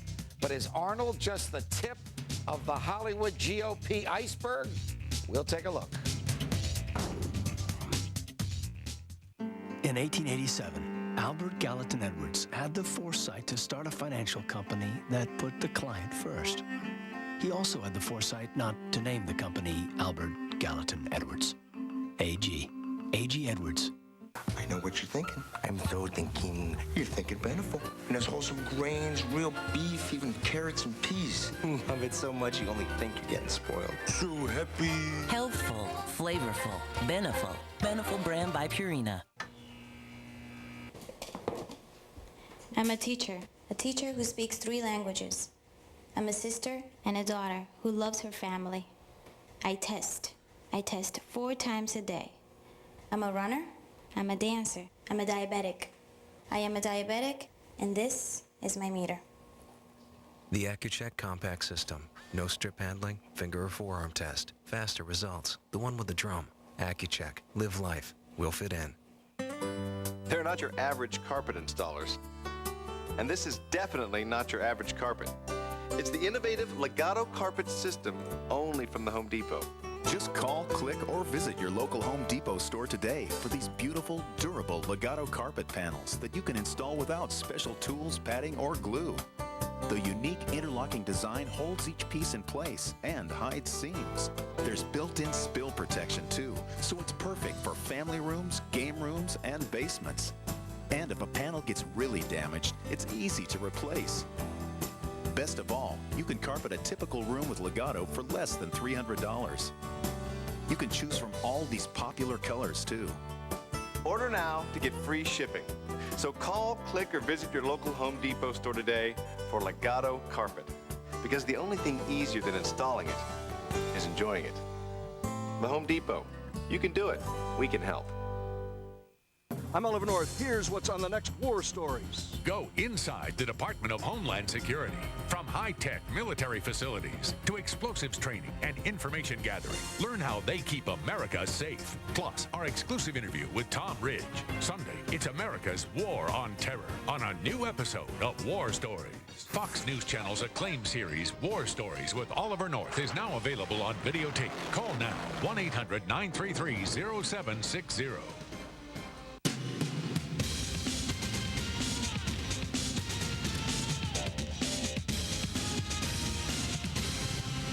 Time now to head over to Uma Pomeraju with the rest of today's headlines. Hi, Uma. Hi there, Judge. Russia is blaming a rebel Chechen warlord for last week's deadly hostage siege. The nation's foreign minister says the warlord directed the raid in which more than 330 people died. He also says Arab militants participated in that attack. The warlord is said to have carried out a number of bloody hostage takings in his campaign to drive Russian forces out of Chechnya. Suspicious letters arrive at state capitals nationwide. At least 11 governors have now received envelopes rigged with matches to ignite when opened.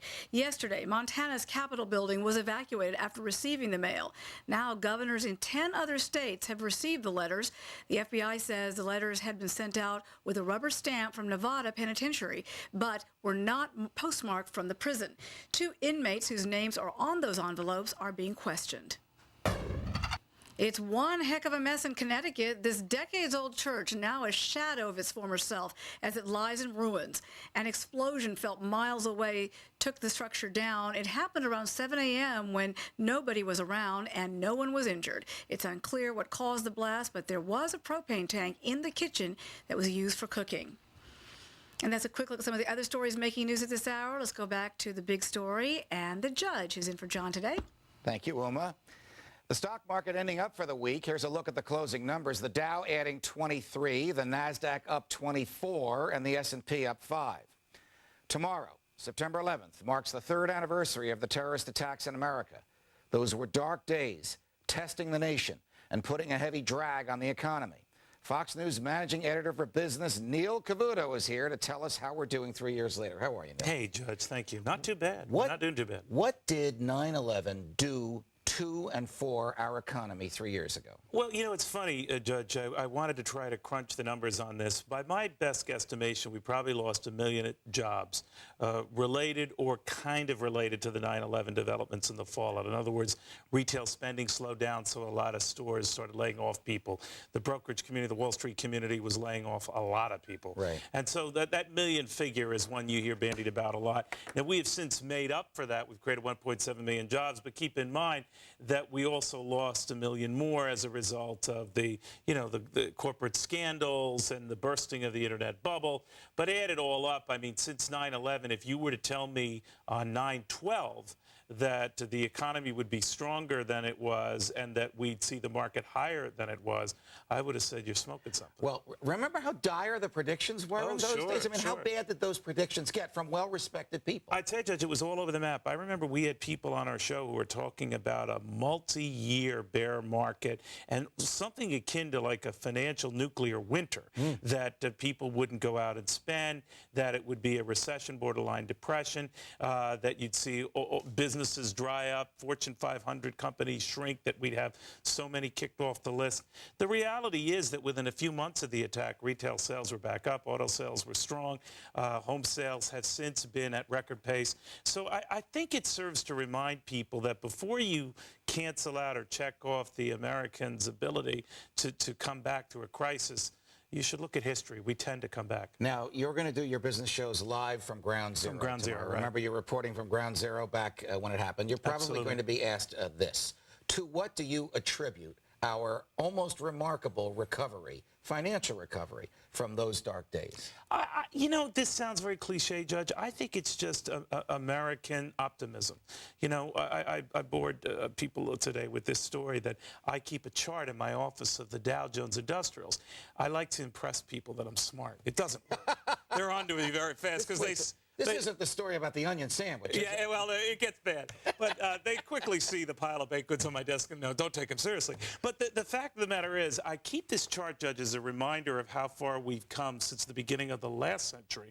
And, you know, through World War I, World War II, depressions, energy scandals, big scandals of any sort, that chart goes up. Now, I'm not dismissing the real pockets that are bad in the midst of that, but the chart goes up. And 9/11 was a timely reminder of that we came through a bad bout. And we're not still out of it yet, nor is terrorism an issue. I know you and I have talked about the fact I think we should remind people more about 9/11. But there's something about the inflective American spirit to move on through crisis. We did it then. I think we'll do it again. Tell me if I'm wrong. I think it's leadership. George Bush, Rudy Giuliani. I think it's tax cuts spurred the economy on. Well, the tax cuts certainly helped. Now, the people who oppose the tax cuts say, well, they're sort of like a quick nicotine fix. The jury's still out on that. I think tax cuts spur more revenue for the government. The problem, though, Judge, is unfortunately Uncle Sam ends up spending all of that extra money coming in. Right. And there I blame both sides of the aisle, Democrats and Republicans. Just a quick one on the hurricanes. An effect on the economy, the billions in losses down there, or spread out throughout? Well, without a doubt, it's going to have an effect, and Ivan is still a question mark. The fact of the matter is hurricanes do hit the economy. Hurricane Andrew in '92 knocked off 0.5 percentage point of GDP. These hurricanes are going to do that. The flip side of that is after the destruction, the rebuilding usually adds to GDP. We'll see. What time are you on tomorrow? What are you going to be talking about? 10 a.m. right through 12 p.m. And we'll be at Ground Zero sort of looking back. That's that handsome face. It's an old picture of you, but it's you know, a I handsome look like I'm scowling there. But they do that deliberately. They pick the worst picture of me, and that one I look like I'm trying to be pensive. Fox News Business Managing Editor Neil Cavuto. Always a pleasure. Sir. Thank you, Neil. Joining us now with a preview of the Big Story Weekend Edition is Rita Cosby. What's on tap for Saturday night, Rita? Well, Judge, coming up tomorrow night at 9 p.m. Eastern Time, another wild hurricane weekend as we brace for another powerful storm to rock the Florida coast. We will have the very latest on Ivan's movements and the latest on what people are doing to prepare for it. Plus, it was a stunning case. Mark Hacking arrested for murdering his wife, Lori. Her body has yet to be found. Now her brother wants some answers, and he will join us live for his first national TV interview since Mark's arrest. And Donald Trump is bigger than ever. The Apprentice had its second season premiere this week. What does Donald expect for these new trainees? He will also be with us. We'll have that and a lot more tomorrow night at 9 p.m. Eastern Time. And Judge, do I look pensive in that shot? You do look pensive in that shot and youthful, and I'll be watching you tomorrow night. Thank you, Judge. Thank you, Rita. Coming up on the Big Story, a 10-year ban on assault weapons expires this Monday. Gun rights activists using Osama bin Laden as their poster boy for an extension of the ban. Is this in bad taste? Lots of liberal movie stars, we all know that, wear their politics on their sleeves. But who is GOP and proud to be in Hollywood? A new film takes a look at the conservative side, if you can believe this, of Tinseltown. Stay with us.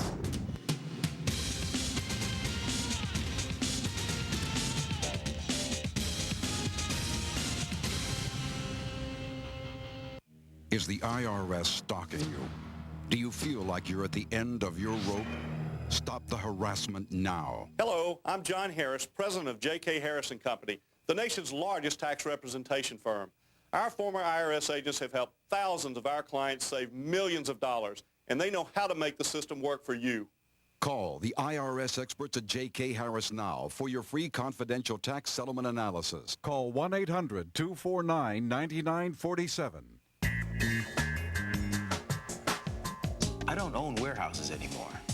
I've got Brown. With Brown managing my supply chain, my goods get from the dock to my customers in no time. Brown helps me build a leaner, faster supply chain machine. Then tosses me the keys and says, drive. I like to drive. Your supply chain synchronized. UPS, what could Brown do for you? Yeah, I'm calling about my car insurance claim. And since you're like the 100th person I talked to, My claim number is 54737-85Q. Name Mark Powell with 2 L's. Yes, it was a fender bender. No, it wasn't. Hey, think easier. Think Progressive. We give you one person who's responsible for your claim from start to finish, so it's easier to get back on the road. Go to Progressive.com.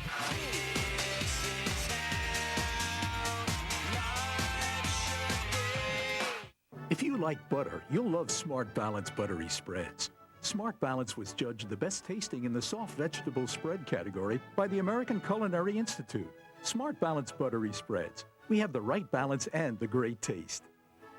Saturday, it's a Bush bounce at the polls. Morden Fred with an inside look at the numbers. Beltway boys. Then, does the media hype hurt celebrity trials? An in-depth look at high-profile cases. Fox News Watch. Only one network has fair and balanced news. Fox News Channel. Welcome back to the big story. A federal ban on so-called assault weapons expires at midnight on Monday, and a major anti-gun group says that's good news for the terrorists. The Brady campaign to prevent gun violence is running newspaper ads like this one, showing Osama bin Laden, of all people, with the headline, "Terrorists of 9/11 can hardly wait for 9/13," urging Congress to reconsider.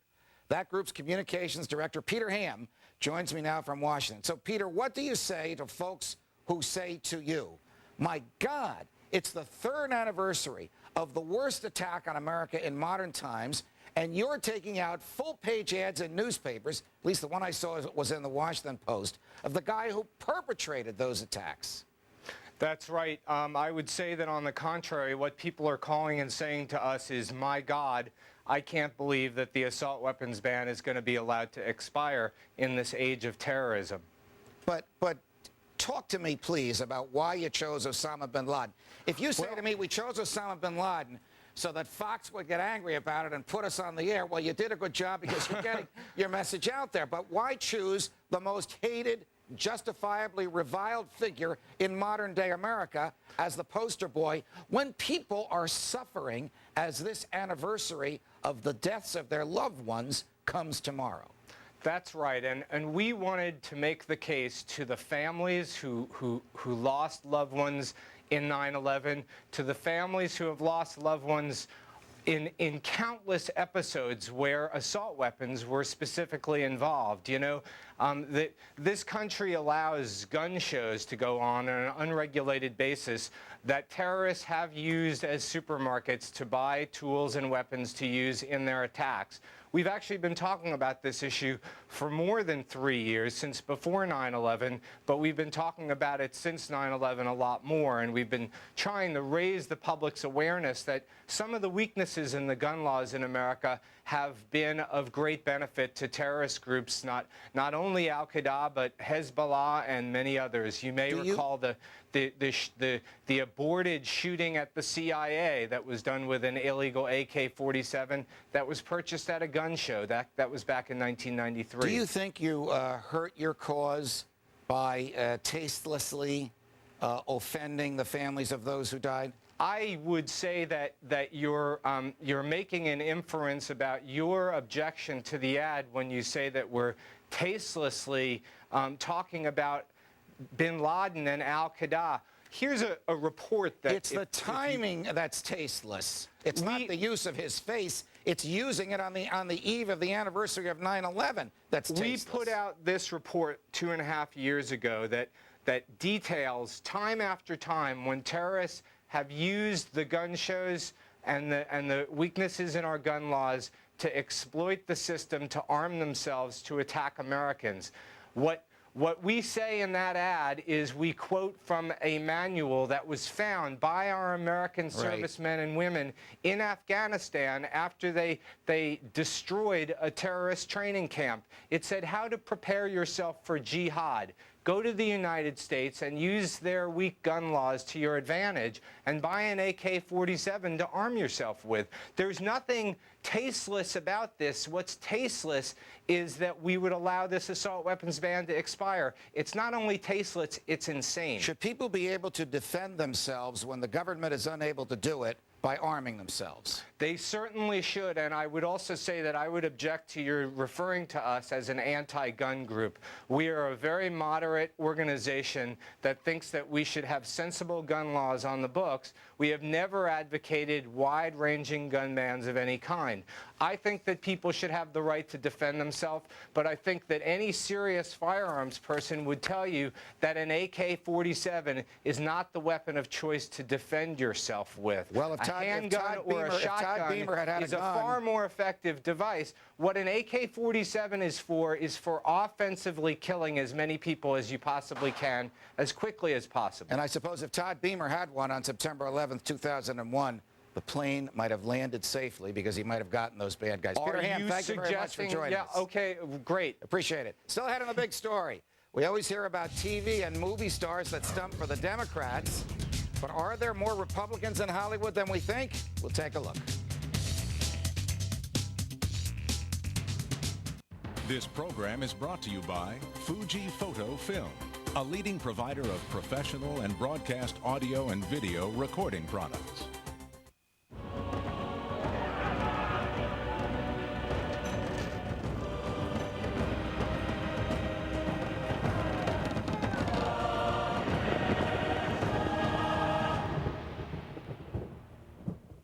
If you're thinking about refinancing your mortgage to lower your monthly payments or to cash out equity, get the $395 flat fee home loan from Ditech.com. Just call 1-800-DITECH-1 or apply online at Ditech.com. If you talk on the phone as much as I... Hold on. Hello? Yeah. Can I call you back? Okay. Singular has a plan... Mom? Hi. Yeah. As I was saying... At Singular, get our best deal ever. 1,000 nationwide anytime minutes, including rollover. Just $39.99. Hurry in and get a new Motorola camera phone. I call it my... I gotta take this plan. Hey. Come in to find out how Singular fits you best. More than a world of time. 2008. Pay zero interest till 2008. It's happening this weekend at More. Furniture for less. Pay absolutely nothing till January. And pay zero interest till 2008 this weekend at More. Furniture for less. Now open in Paradise Valley, just west of Cactus and Tatum. This week, Cox Digital Cable delivers the hits you want on In Demand. Uma Thurman is back for the final cut. Kill Bill Volume 2. It's no heavenly job. This hero fights the forces of darkness in Hellboy. Bruce Willis and Matthew Perry are back in the whole 10 yards. All this week on In Demand pay-per-view. Watch the biggest stars and best in-demand movies all week long. Go to Cox.com and order Cox Digital Cable.